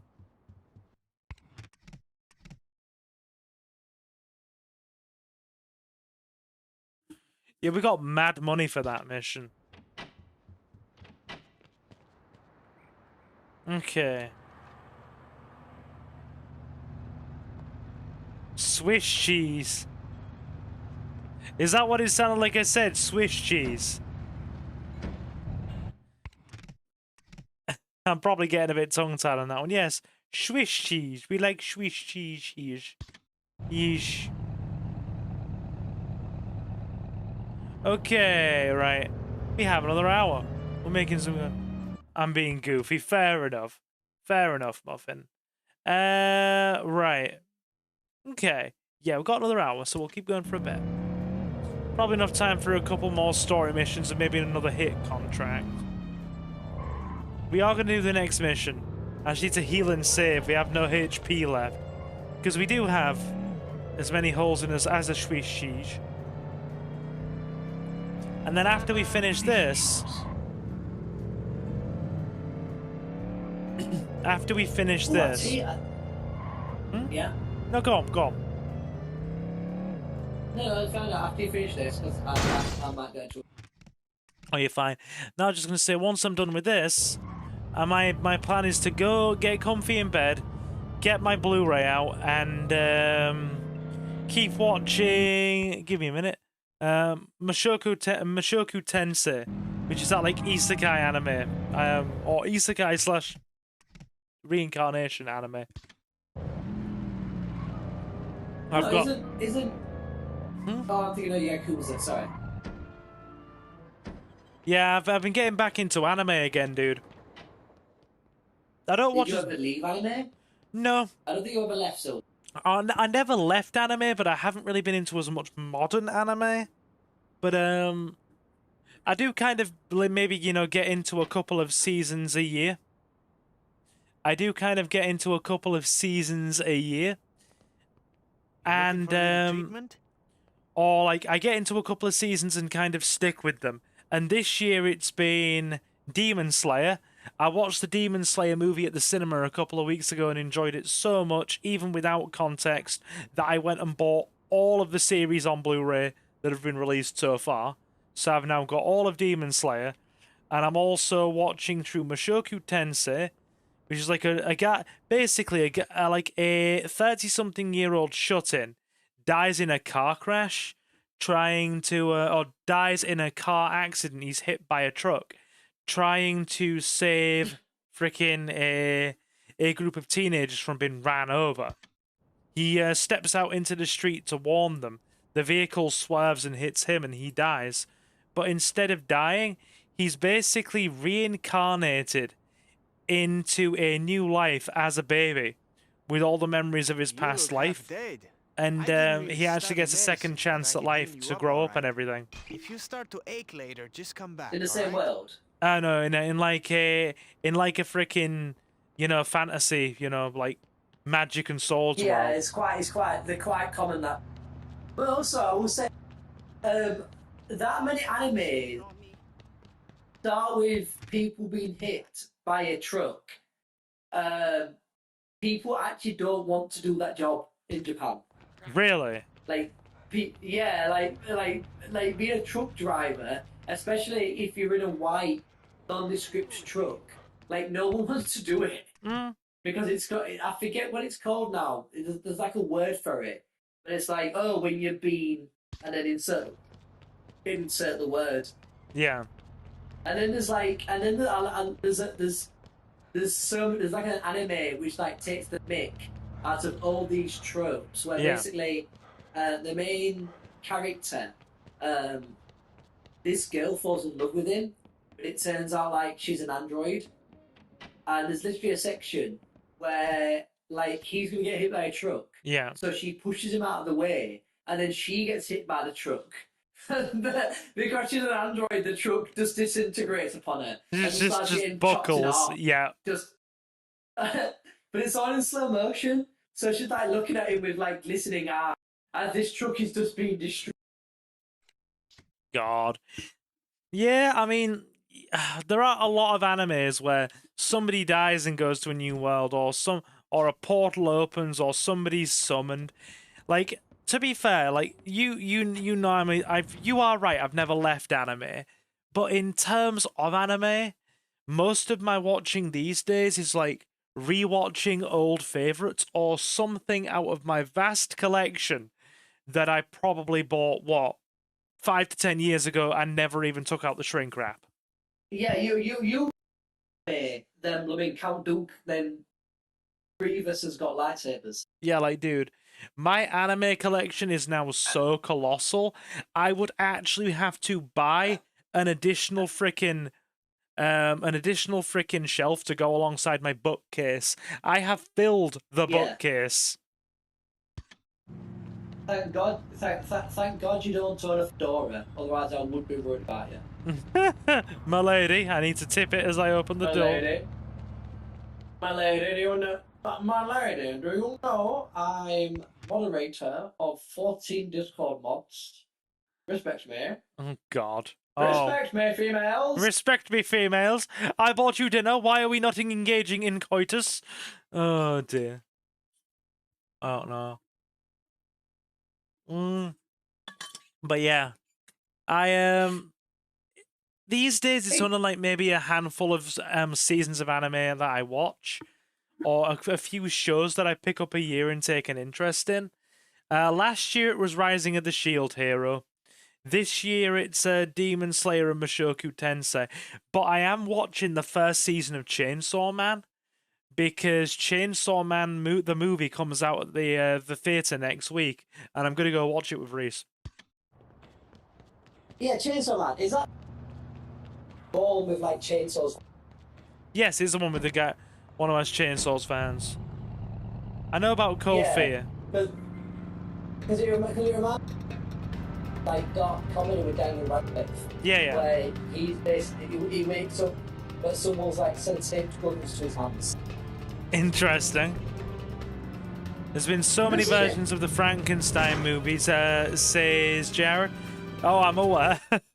No, I actually haven't. Yeah, there's even a musical version of Frankenstein called Young Frankenstein. Oh, I've heard about that. I'm sure you've mentioned that before. Yeah, the basic plot is basically Frankenstein has died, so his son goes to his estate to basically shut down his estate. But basically, Igor convinces him to carry on his father's work. Yeah. And then shenanigans ensue. Shenanigans ensue. Okay, fair. Yeah, I believe there is a film version of Young Frankenstein where it's the guy who played Willy Wonka. Is it Gene Roddenberry? Gene Hackman. Oh, Gene Hackman. Was it Gene Hackman? No. It was Gene, sounds right. No, Gene Hackman died recently. I'm trying to think, bear with me. It was Gene something, a very, very talented actor. I'll do a Google search on it. He did a lot. Obviously, everyone knows him playing Willy Wonka, but like, he did a film once called See No Evil, Speak No Evil, where basically these two guys witness a murder or witness a crime. Yeah. But I'm just Googling. Basically, go on. He plays he's deaf, and the other character is blind. So obviously between them, they've like witnessed the full murder. but Yeah. they need to work together in order to figure it out, and it's quite funny. It's quite. It is quite. Gene Wilder, not Gene Hackman. Gene Wilder. Wilder. Gene Wilder. He also That's played. the one. He also played a guy in a movie called Blazing Saddles. That Yes. will never get on the TV these days, will it? Johnny knows it. Oh, Blazing. Yeah. Yeah. That. Hey, everyone. Hey, guys, I need to say ding, ding. What did you say? Ding, ding. Yeah. And then he turns up. Yeah, you will not get You don't see Blazing Saddles on the telly much these days, do you? No. You won't get away with it these days, would you? No, like You really it was done wouldn't. at a different. Like, It was a different. time, like, Yes, it was.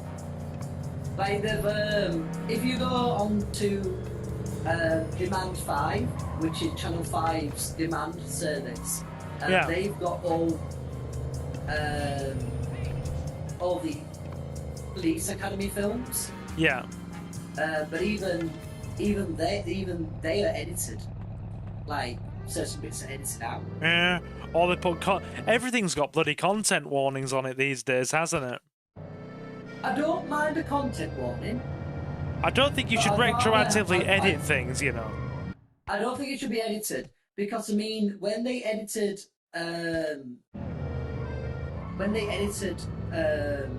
Police Academy, it kind of changed the context of one of the characters. Yeah. Oh, Because- Gene Wilder, I know that guy did the Imagination song from Willy Wonka and challenged. Yeah, so he's the one who He did. sings He did. He did. Yeah. Yeah. Yeah. But yeah, basically, comedy and humor are representative of the time they were made. So therefore, I don't think you should Yeah. like retroactively be editing them because then it's not a true representation. You're just at Yeah, that I point think you're people- editing history. People know that. So basically, the section of the film is so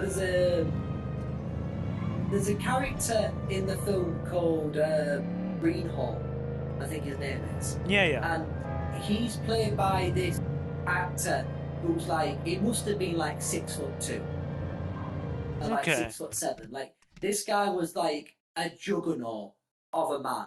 Like for instance, so basically they're doing the driving test, and the main character Mahoney has just taught him how to drive, like in his car. Yeah. But because he was so tall, he actually he ripped out the front seat and was sat on the back seat so he could stretch his legs fully out Yeah. to like steer the car. Yeah. And he absolutely smashes the driving test. So then this other girl comes forwards to then take her driving test, and she's doing she's really nervous, but she's still doing quite well. Now, Yeah. for the context of the scene, both the really, really tall guy and the female character are both black actors. I can see where this is going already. And when she pulls up the car, she accidentally runs over another character's foot, and she gets out of the car and says, "I'm sorry." Careful, I careful need with to what do you that. say. Right, I'm Oh, sorry. sorry. I know that I'm not saying it. Okay, okay. So then he says something. He says a very offensive stereotype. Yes, I know where you're going with this. Yeah. So then the other guy, seeing this, he basically walks down while the guy's in the car, and he flips the car. Like he picks the car up and flips it. Yeah. But when you watch the edited version, all you see is you see her go, "I'm sorry," then he yell back, "You're sorry?" And then him flip the car. And I remember watching the scene, I was like, oh. The context of why he did it is gone. Yeah, I was like, that's not Whiteface's character. Because his character's been established for being really calm, and he's just lost his temper over nothing. Yeah. But it wasn't nothing because you've taken away the context. And I think for things like that, I think, I mean, goddamn, they've taken Faulty Towers off the BBC iPlayer, haven't they now? For offensive content. I didn't know they did that. I don't I have heard that. I know Tom and Jerry as well. But I know they got a They got a bit of a content warning. Yeah, they've got a content warning. A couple of episodes have been removed because of the implication of the black lady that owns Tom. Yeah, which I can kind of understand to like an extent. But then I'm also, Yeah, we have we're going to accept a contract and then do a story mission. Ottaviano is extremely cunning. He's been using Strachey money to turn some of the city's street gangs against us. Take him out before he does further damage. Make him burn Molotov cocktail. I'm going to have to buy some more of them. We don't have any. like, Okay. I can understand like it to a certain extent, but yeah, I don't like it could just be the fact, I'm a white guy. Yeah. I'm never going to fully understand the struggle of other people. No. It's a lived experience. It's something unique to them. I cannot live that experience. But like, she owns a house. Like the cartoon establishes that she's not the housekeeper. Like, she owns the house. Yeah. In quite a nice neighborhood. She just happens to have an accent. So I can understand them putting the disclaimer, but yeah, I can't understand why people get so offended by it. I'd have to listen to someone like talk about it from like a purely like objective point of view. That I'm coming from my experience. Obviously, my experience is very different to like I don't know.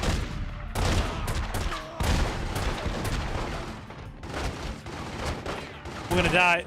We're dead. Ah! Yes. Yeah, maybe that's what happens when you just stand in the open, Silver. Yeah, that may have been a bad idea. Like, yeah, I mean, there's so much cover. Half this game is just you standing there and being.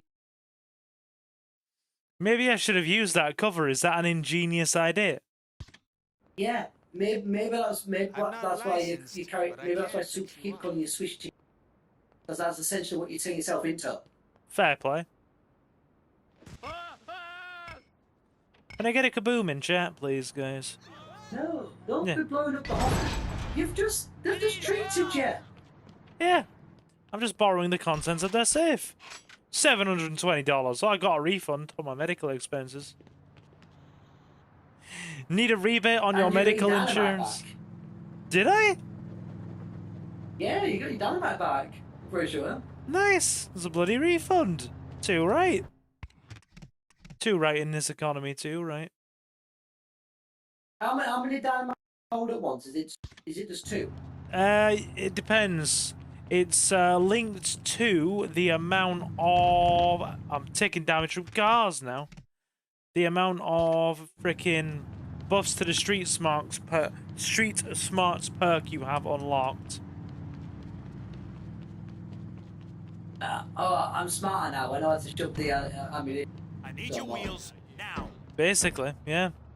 I'm smarter now. I know how to put some more sticks of dynamite into my coat pockets. Yeah, basically, that's this game's logic. We'll go with it.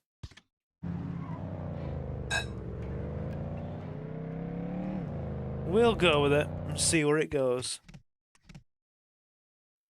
Alright, so there's a Molotov cocktail guy around here. Well, that reminds me of what? Did you ever watch the film Aeroplane?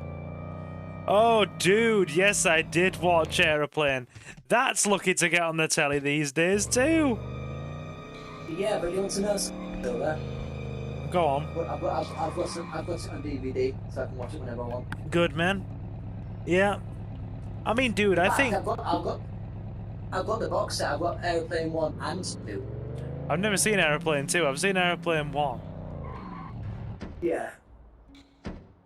Okay, right, we need... You going to say something? No, we're just, we're looking for Molotovs. Yo, you looking for something? You ready to do business now? I am. Thanks. Enjoy. Airplane, that rings a bell. Oh, it should. It should. Yeah. The Airplane was like one of the first like spoof comedy films. Like films like Scary Movie is what like is being inspired by Airplane. The basic premise is a guy goes on a plane and he's a pilot and his ex-girlfriend's there and then the other pilots get sick. But like it's so ridiculous. And there's literally a section where there's a guy who's just trying, and every time you see him, it's like I picked a terrible day to give up smoking, so they start smoking. And then later, it's like, I picked up a terrible day to give up alcohol, so they start drinking. And then by the end, it's like, I picked a terrible day to stop sniffing glue, and he starts sniffing glue. Like, he just gets more and more extreme into the film. I hope you're paying attention.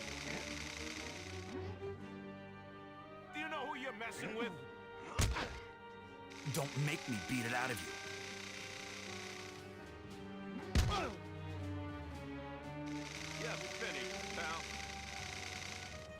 How you gonna look with two black eyes? There we go. You'll get your money, I promise. Done. This Tatalia thinks he's gonna bother me. We're making it personal, as we've established. Oh, Naked Gun. Yeah, the guy from Naked Gun is also in there. Yep. Okay, so that's our business now. Very good. Perfect. Yeah, so Airplane, I believe. The film came out in the 70s, and it's a spoof of loads of films from like the 50s. Is it? So yeah, because it's a parody, isn't it? So like the parody of Night Fever, where he basically goes in and he keeps throwing his jacket, and people keep throwing his jacket back at him. Because obviously that's what John Travolta does in the film. Right, I'm just gonna snap a neck.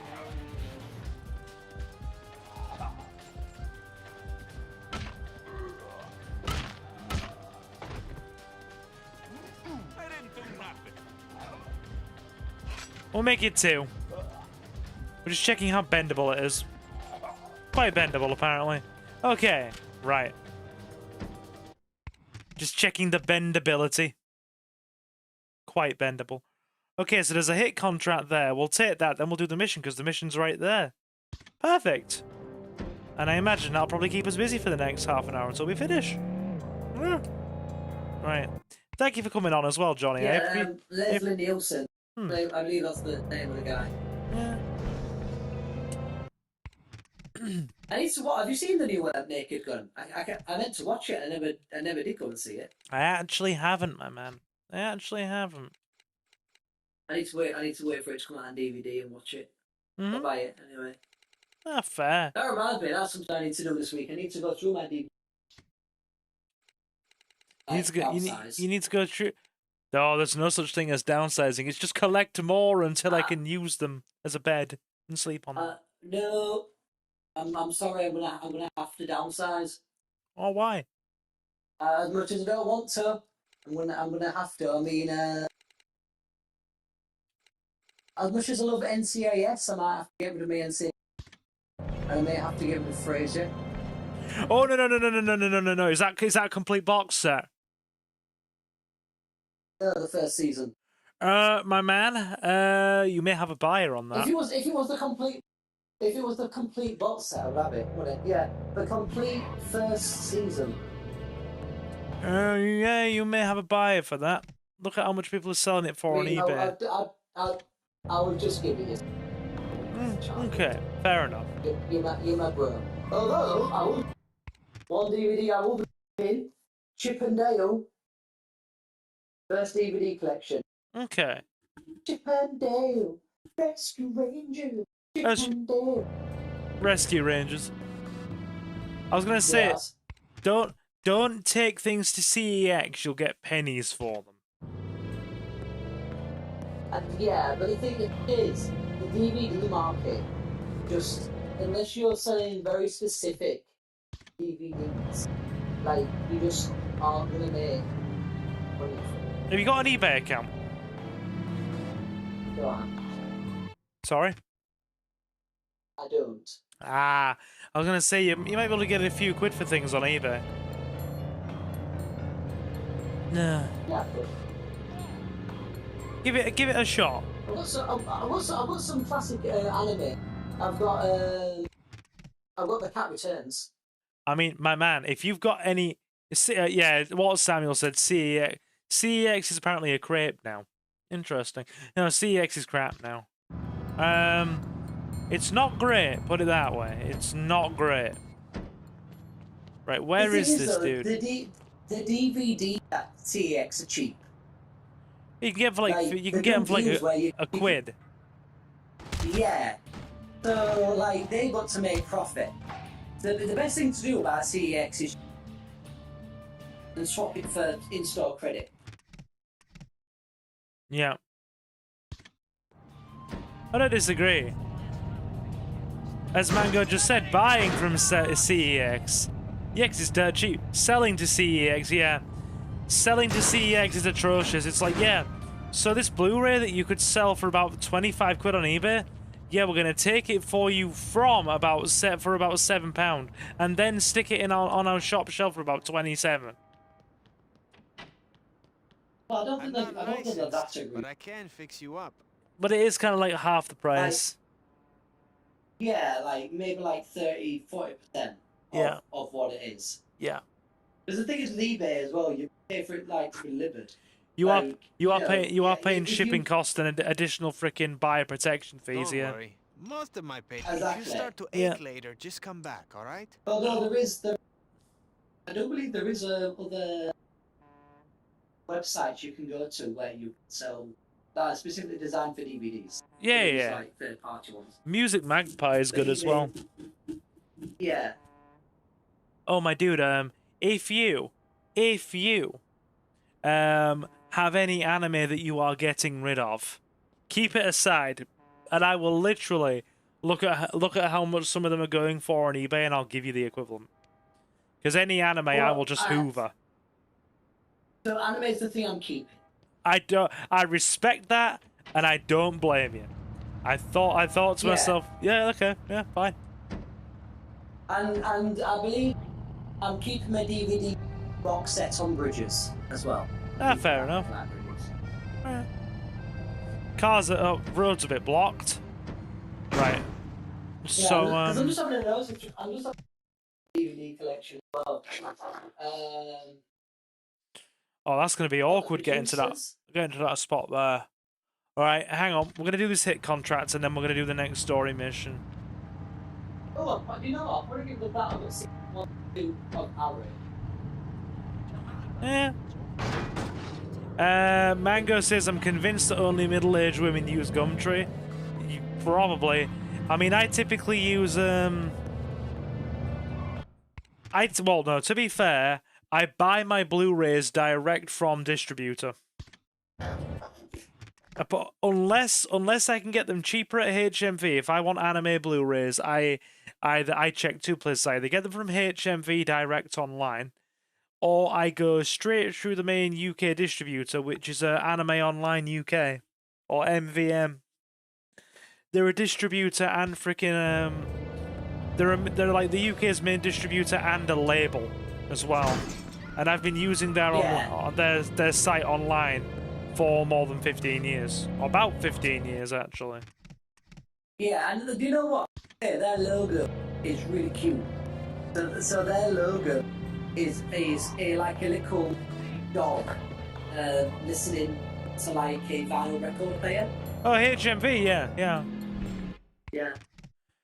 Because it's actually called His Master's Voice. HMV, His Master's Voice.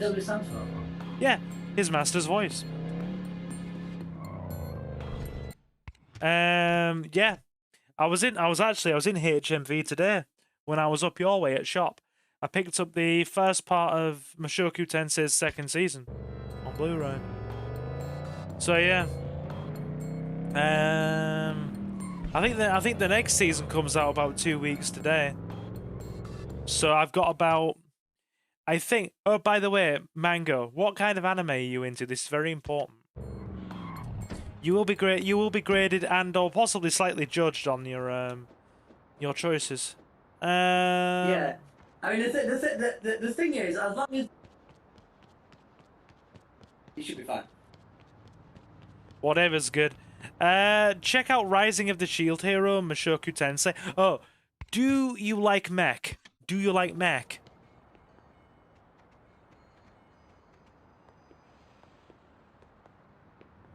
Do you like mech anime? Because if you do, Blue Gender. And ignore that title name, it's very strange.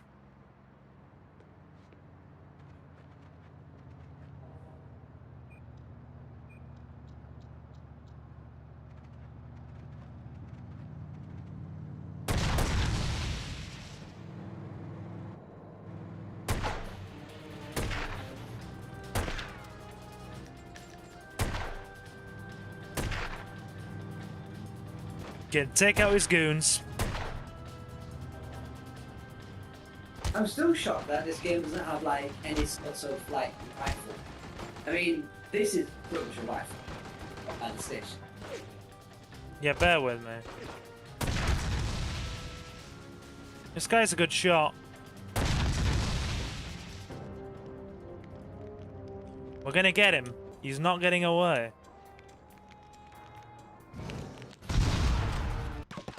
Perfect. Barbecued. Nice. Okay, now we get a level up off that. My dad watched Grandiza as a kid. I've not seen Grandiza, but yeah, I would recommend Blue Gender. So you know Laura Bailey, the massive, like, well-known voice actor. It's one of her very first anime voice acting roles. If not her largest anime voice acting role, I dare say.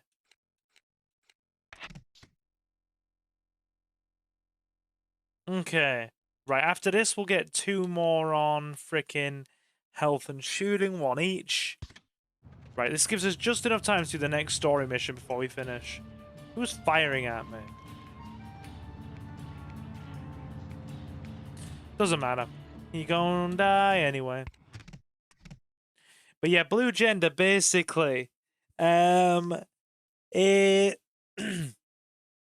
people across the world are coming down with a rare, incurable genetic disease and have been put into cryo sleep in the early 2000s. And in preparation to be woken up in the future when they find a cure for a genetic disease that's killing them all. One of them is a Japanese guy called Yuji Sakai in his late teens, early 20s. But the problem is, no cure ever comes. And then basically a massive race of insectoid freaking creatures overtakes the Earth, known as the Blue. This is over the course of 20 years. Humanity falls 20, 30, 40 years.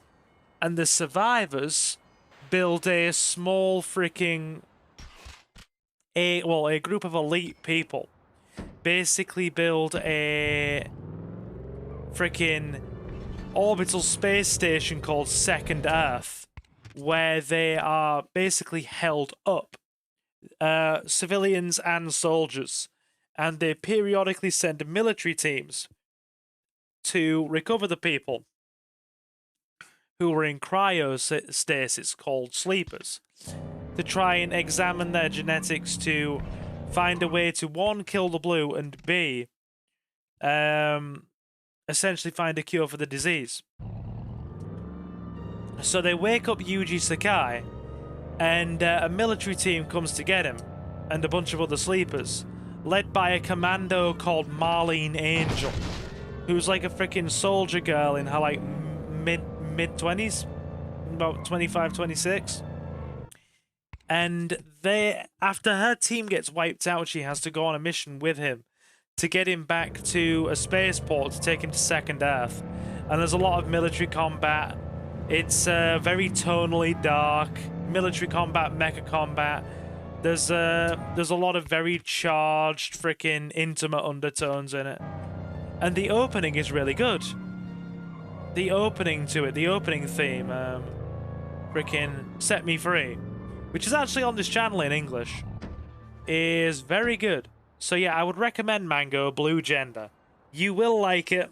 Have a watch, come back, you will say, Silver, I enjoyed that. I like my But what are the hits. symptoms of? Hmm?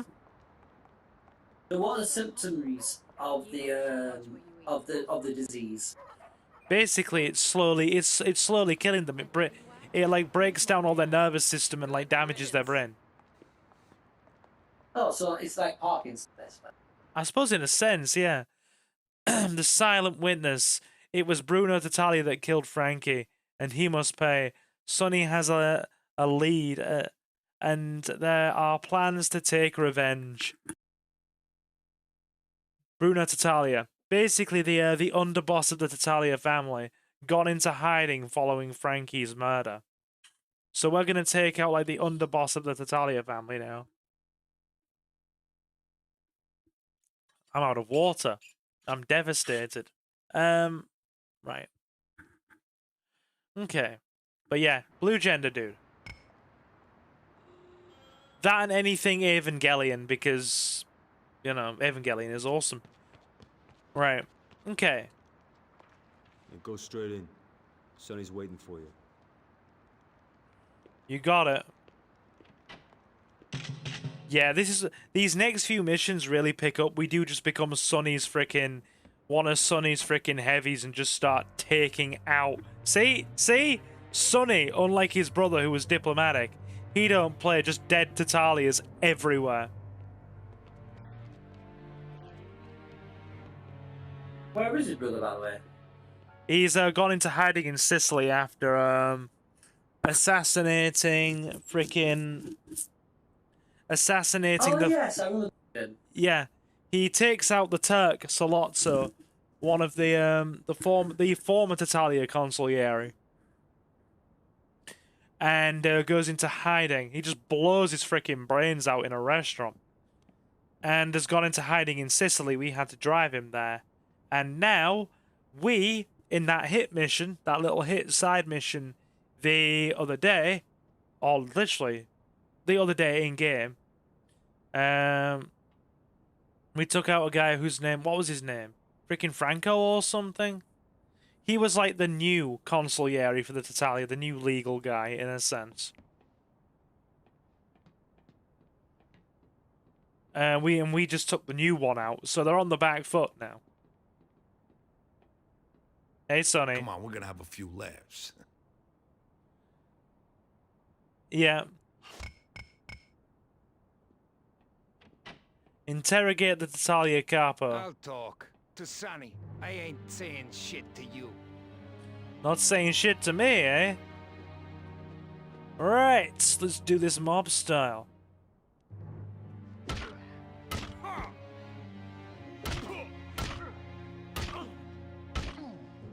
Got him. Sonny says you are the key. Now we'll find out why.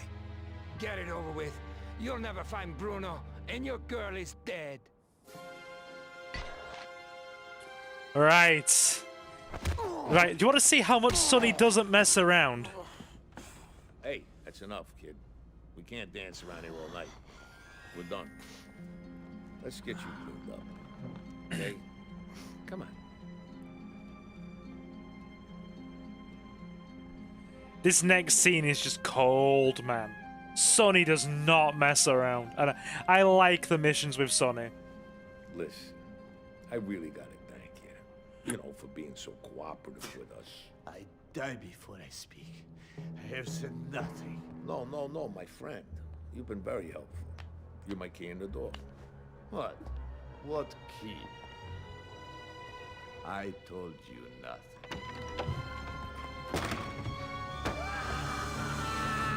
Yes. He didn't tell us anything. The Tatalias are gonna cremate that son of a bitch at their funeral. Bruno will be there. That's one way to do it.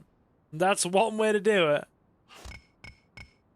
So we kill this capo, this high-ranking freaking like heavy for the family, and then we then go to the funeral home to assassinate the underboss of the Tatalia. Hey, it's funny how things turn out, no? Because obviously he's gonna want, he's gonna want to see the body. Yeah, and attend the funeral. Becomes their problem. Looks like you're gonna be one of us after all, you son of a bitch. To tell you the truth, I was kind of waiting. That's on his funny in his time. My right arm, so we go kill those dirty rat bastards. Even Sonny just said, "I've been waiting for you to become my right arm. I saw this coming. You were going to become one of us, become my right arm, so we can kill these rat bastards." We are literally one of Sonny's right-hand men. These missions are... I enjoy them.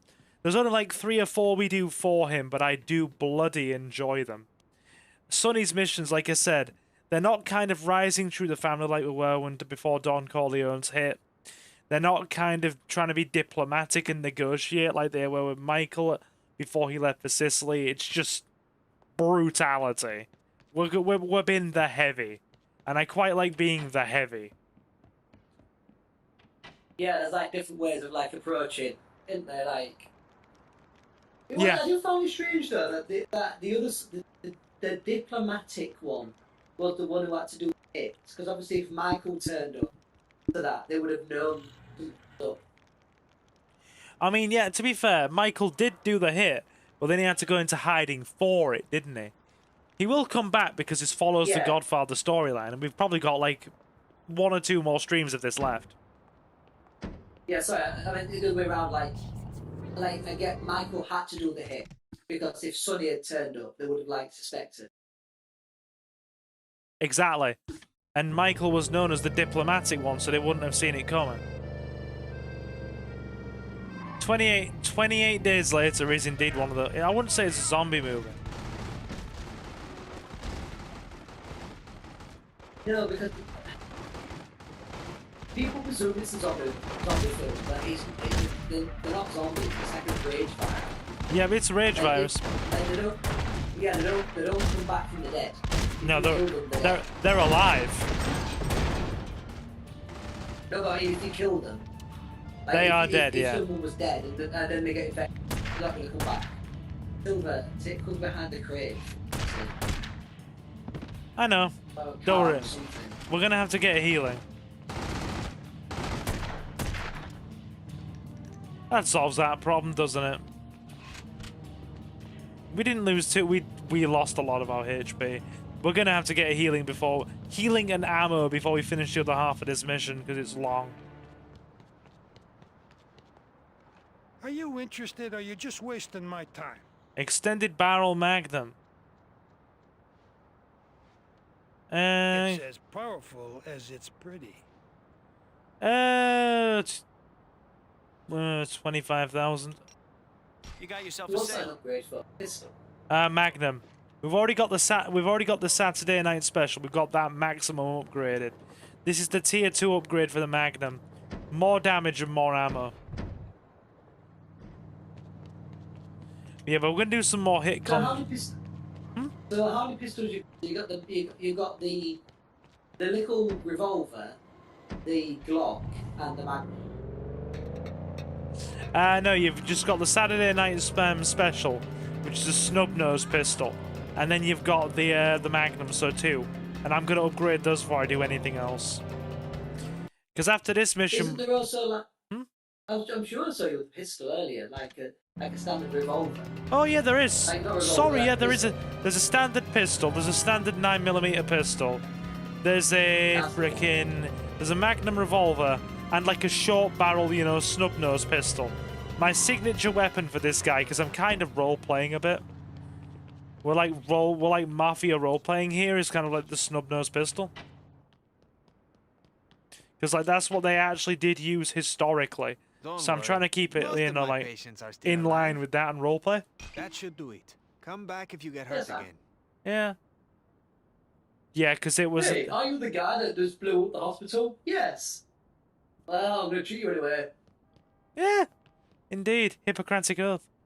Hippopotamus oath. Yes. Right. Snub-nose ammo's there. Yeah, I prefer to use this gun because the snub-nose kind of like short barrel pistol, the 38 caliber, it is actually what they used because it was discreet. You could hide it. You could easily get freaking ammunition for it at the time. there was like a huge black market for them during Prohibition, and it was very hard to trace them. Yeah, what caliber is the snub nose? 30. It's 38, so it's a small caliber ammunition.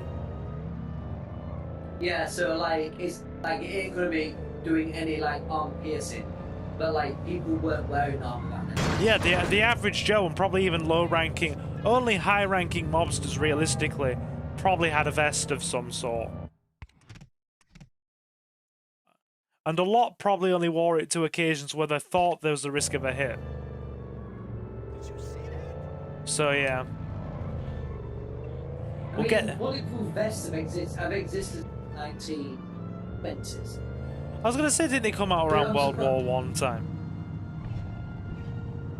I think they were developing it, but I don't think it was ever seen as like a thing. No, I'm with you. Oh god. Yeah. Get some ammo. The thing in World War One was so different because like a lot of people say that the heavy machine gun like killed the horse, but it actually wasn't a heavy machine gun. It was barbed wire. Yeah. At the same time, though, I feel that is a very literal statement because heavy machine guns will obviously have turned your horsey into freaking Aldi lasagna. Let's face it. Yeah, but the thing is with the heavy machine gun, like if you had a heavy machine, it took a team of 3 to like a team of 3 to maintain it. You had an ammo guy. The guy who carried the gun and the actual shooter. The ammo guy, and then you had a guy who like put it together and like would run for water. Yeah. You mean as into cool the weapon? Yeah. Although, like it was such an efficient gun that at times when you ran out of water, it couldn't heat in the cooling mechanism. Yeah. Work. And ironically, the more dehydrated and concentrated the heat was, the better it was at cooling. Interesting. So dehydrated soldier's pee would actually make the gun last longer. Bloody hell. Yeah. Yeah, don't you see that? Don't you see that at the beginning of the movie War Horse? Where it's like you've got all the soldiers charging in with sabers and they're all like, tally-ho! And then basically they look like they're having a damn good gentleman's charge with their sabers on the back of their horses. And then the Germans just friggin' jump into trenches, get the machine guns out, and then it's like, oh wow, here's some Aldi lasagna for the factory. Yeah, so the guy who's in that, Benedict Cumberbatch. Oh, it's a young Benedict Cumberbatch, isn't it? Yeah, and they've made him look so cute. But basically, that entire section was like just to show the overconfidence and over-reliance that the British like had in like the horse. Like that attack wasn't like misplaced or anything, but the Germans knew it was coming, so there weren't actually that many soldiers in the camp. They were all hidden in the trees. Yeah. But like other countries. Like Denmark, Denmark, I believe, the actual king of Denmark was leading cavalry charges at the time, and he was like just decimating like supply lines. Yeah. Because he understood that the role of the horse had changed. It was no longer designed to do a frontal assault. Yeah. And like side charges to like break the morale. It was actually to go behind enemy line, break the supply lines, and you would break the army that way. Yeah. It wasn't like you said, it became obsolete around World War One freaking time, didn't it? So like World War One into the 1920s. They realised that you're not going fully automatic machine guns and a horse and saber are not going to go well together. Although some, even in World War II, certain parts of the military still use horses. Oh, really? Not so much like the main forces, but like some of the poorer countries that were like less economic, develops. They still use they Yeah. forces. Here we go. Yeah. Okay, right. Whack Bruno Titania and throw him into the oven.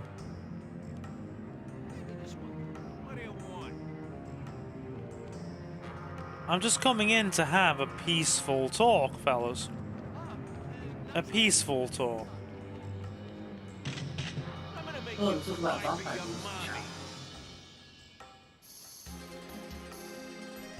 Let's try this Magnum, shall we? Oh! Oh!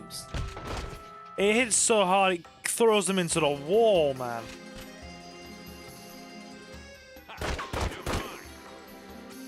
Yeah, definitely feel that's like done for dramatic effect.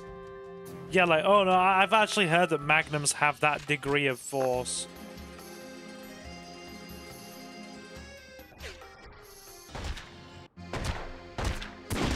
Yeah, it's interesting when you look at the idea of what a gun is and how different countries view weapons. Oh yeah. So, America has always been bigger is better. That's always been their motto. Oh yeah. Like, America does literally do things bigger and better. That is true. Yeah, but yet Russia, they were more like, we want a bullet with just enough power to get stuck in a person. Right. Because they understood that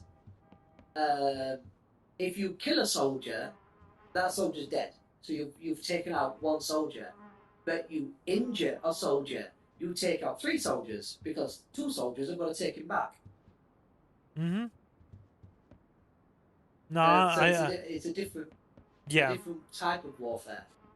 I mean, Enemy at the Gates just showed the brutality of like the way they ran their battles. It's like, it's like, yeah, give one guy the freaking ammo, give the other guy the rifle. When the guy, when one guy dies, the other one freaking,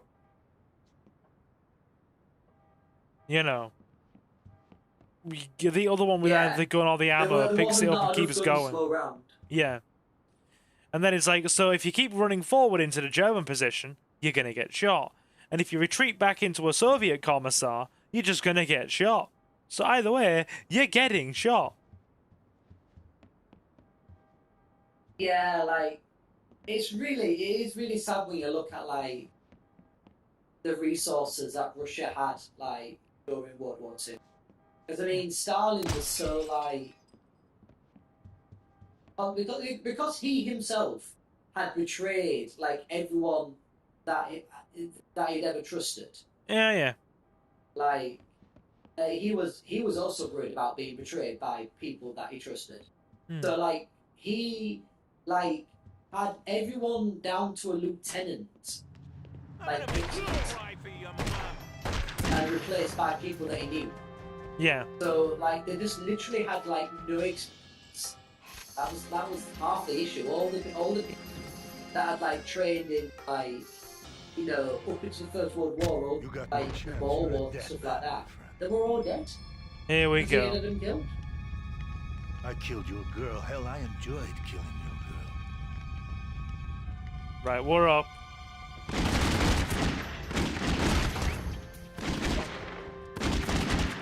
Whoa. Oh, geez.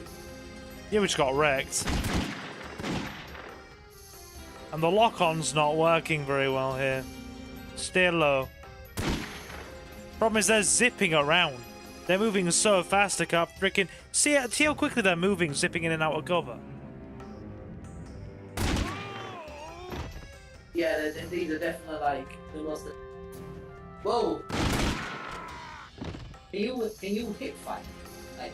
Oh, there you go. We're gonna kneecap him. He moved fast enough. Bloody hell! I need to be able to hit him. Oh god! No, we need to hit limbs.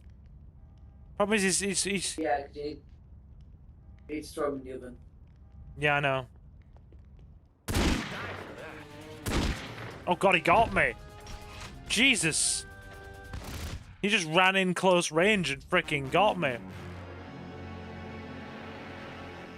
Right.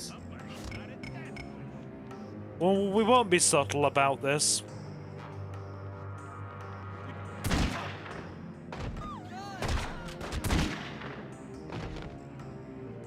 We won't be subtle. The Magnum does a lot of damage. It just offs them in a single hit, so... At this point, we're walking in like the Avenger. Are you the Godfather yet? Nah, not quite. Not quite. I mean, I have the godly father with me. His name is Johnny. He's very good at telling me about God, yes. Yes. Hello?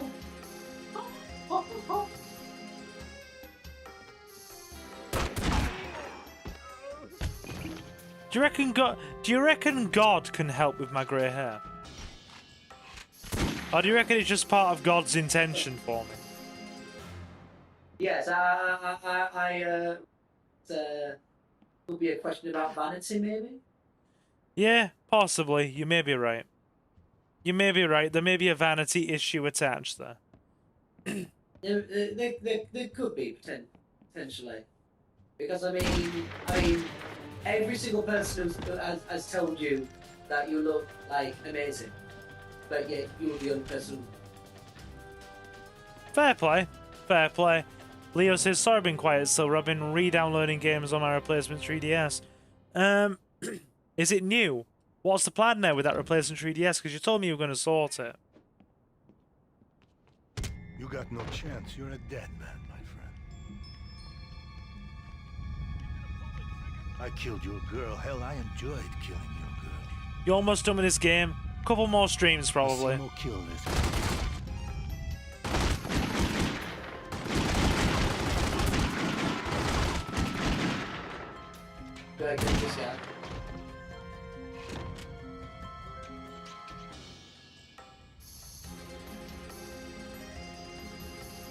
Right, okay.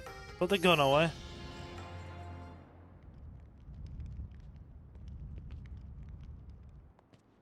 You got no chance. You're a dead man, my friend. She was pretty, huh? Not when I finished with her. She was pretty, huh? Not when I finished with her. I'm too strong for you. I killed your girl. Hell, I enjoyed killing your girl. We can't... I killed your girl. Hell, I enjoyed... Oh, stop going on about how you enjoyed it. You're just going to have to go in the oven like a good boy. Yeah, that's where he's going to go. In he goes. Excellent. The silent witness. Perfect. That's done. Jeez, that strength. We just lobbed him into the oven. Yeah, he comes back. No. So now that's the underboss of the Tatalia freaking done now. Excellent. You know what? I think after that we might even take over the funeral home.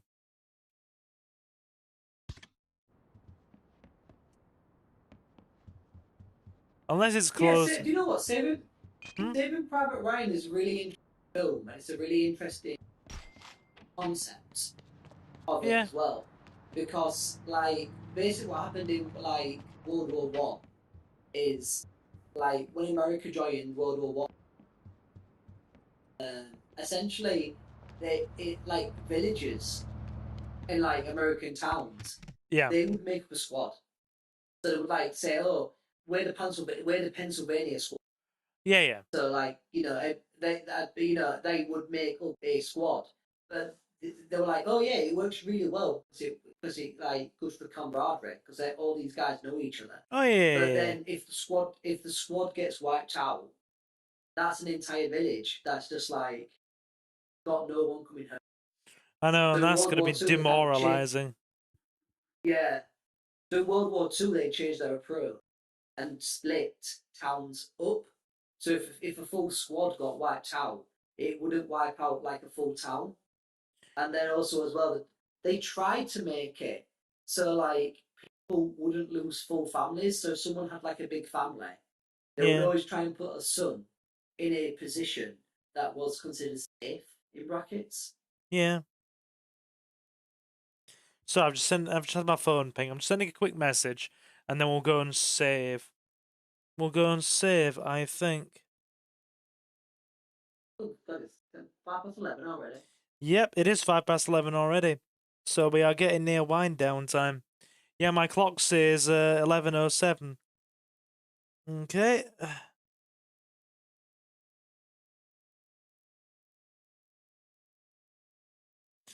Right, message sent. Message sent.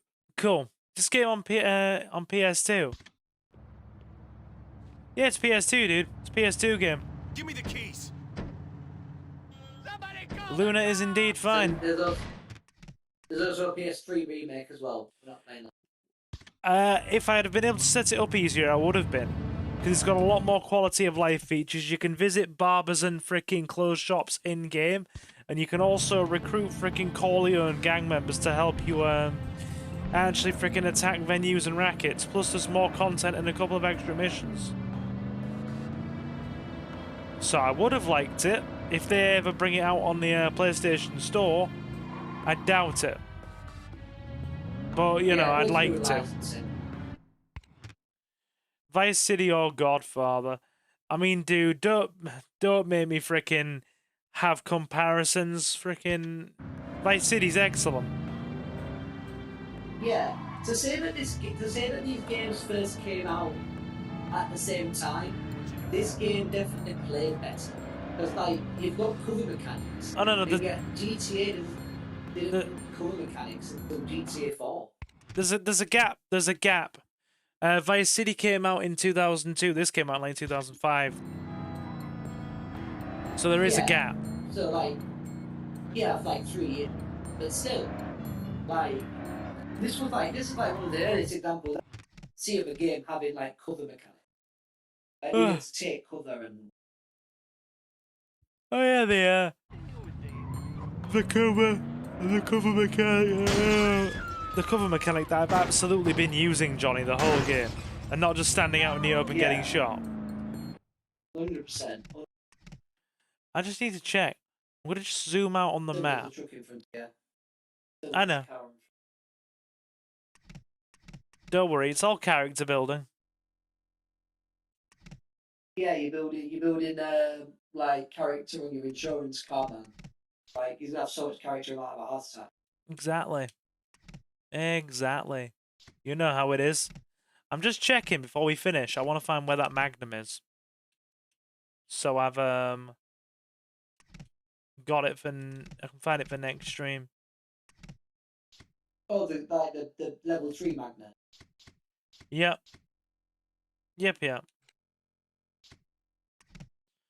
How do we move between it says navigate. Oh, we do it with the right stick. Right. Anything here? That's the level 2 pistol. That's the level 3 pistol. Is it up here in the Cuneo family's territory? Because I bought the level 2 Magnum there, level 3 Magnums there. There's a bit of a drive back up to go check. We'll do it next week. It's fine. Do it next week. I actually do want... To check the price? Yeah. It'll be more than 90,000 because the snub nose was 75. Oh, sorry. It's either 75 or 85. I don't remember. I can't imagine it being that much because I'm pretty sure the level 3 Tommy guns like only is like 90,000.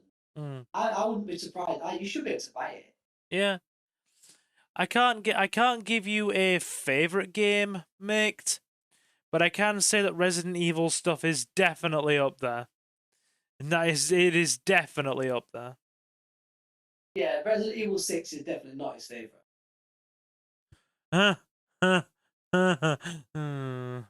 The only thing that made that game fun was playing it with you. I wouldn't have played it if I was playing it on my own. I mean, that game is definitely balanced for 2 players, which is fine. but they should tell people that is the intended way to play the game. Yeah.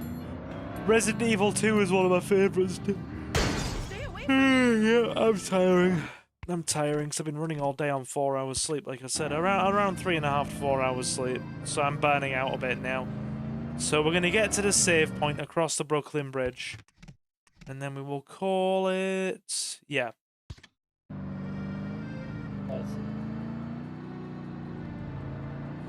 That is around quarter. Yeah, I'm sorry. That's it.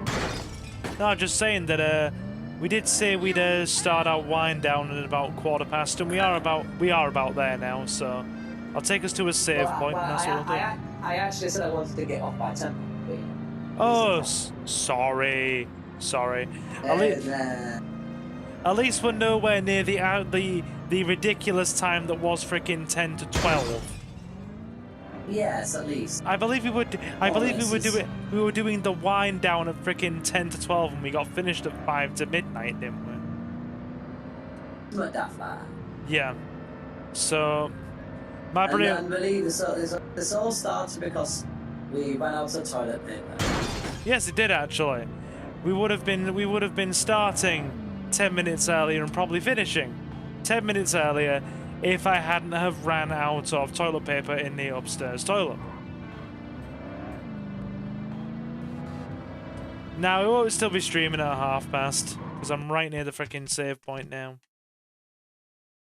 Yeah, it's just down there. So let's begin the wind down. So, ladies and gentlemen. Yes. Thank you so much for joining the Silver stream today. Yeah.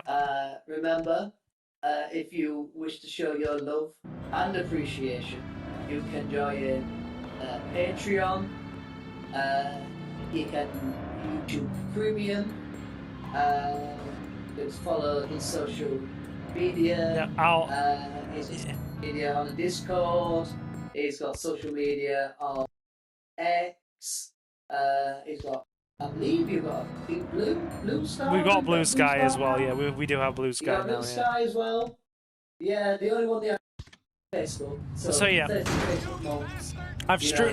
you can't follow. I've streamlined the wind down a bit as well, so it doesn't last for like freaking 10 minutes. It'll last for about 3 or 4 now. I've timed it. So yeah, my name is Silver and I'm your host. We play a lot of GTA, Resident Evil, and oh my god, the car is blowing up. GTA, Resident Evil, and retro games. Feel free to leave a like and sub. We stream several times a week, and we'd love for you to join us. Yeah, thank you for the new subscribers also now. Yeah, thank you for the sub there, mate. Please leave a like and sub so you can become part of our community. To be kept up to date with everything we do here, you can follow us on Twitter or X at Silver Gaming Network, or by following the handle SilverGaming01. So you always know when we go live and you never miss out on a live stream. And if you want us, same on Blue Sky, Silver Gaming Network, Silver Gaming 01. You can become a channel member by hitting the big red join button for as little as 99 pence, or you can hit the big red join button. Oh, sorry. You can freaking head over to Silver Gaming Network on Patreon and become a channel member for just £2.50 a month. And every channel member and Silver Patron gets an exclusive shout out at the end of every live stream, pre-recorded Let's Play part, and access to exclusive playthroughs on the channel. We are playing Leaf Green at the moment for the patrons. The support is not at all essential but very much appreciated, and you can find the links to the video description in the channel's About section. Or the video description and channel's About section. A special thank you to our channel members and Silver Patrons at the time of this live stream. Mr. Jonathan, Reese Free, Jay, Kota Okami, Jacob the Dabbler, Julio, The Relinquished, Marcus, Space Ghost, Benja Martinez, my lovely lady Suki, and Leo Win. It is very much appreciated. I'll be back with more Godfather with Johnny next Saturday. I believe that is our plan, right? Yeah, it should be fine. I don't think I should be doing anything, but it might be worth check. I'll give you a nudge in a few days' time just to double check we're okay. But yeah, So I'll also be back with Dispatch on Wednesday and probably another game on Tuesday. So your next stream will probably be on, I want to say Tuesday, around there, because I might have a couple of days off because my voluntary job's been kicking my butt. And I want a bit of a break from things. So yeah, if that changes, I'll let people know in the Discord. And yeah. Anything you want to say, Johnny, before we finish? Peace, and thanks for inviting me. It's always a pleasure. Happy to have you back. Yeah. I'm always glad to have you back for regular stuff. I like to have like a series that you're on and be like, yeah, this is the Johnny thing. But yeah. Thanks for coming in, dude. Hello, Irish Rebel. Nice to see you. We're finishing, but do feel welcome to leave a like and sub if you want to, you know, check out the stuff on the channel. Jared says, see you next Saturday. I'll be on before then, so yeah. I'll definitely be streaming before next Saturday. Like I said, Dispatch Wednesday, another game on Tuesday. But yeah, to the rest of you who have stopped in, you've all been super awesome, and thank you very much for stopping in. And I will, of course, see you in the next one. So, guys, I have been Silver, your host. Have a fantastic morning, afternoon, or night. And I will see you again very soon. With Johnny, of course. Take care, guys. Yeah. Peace.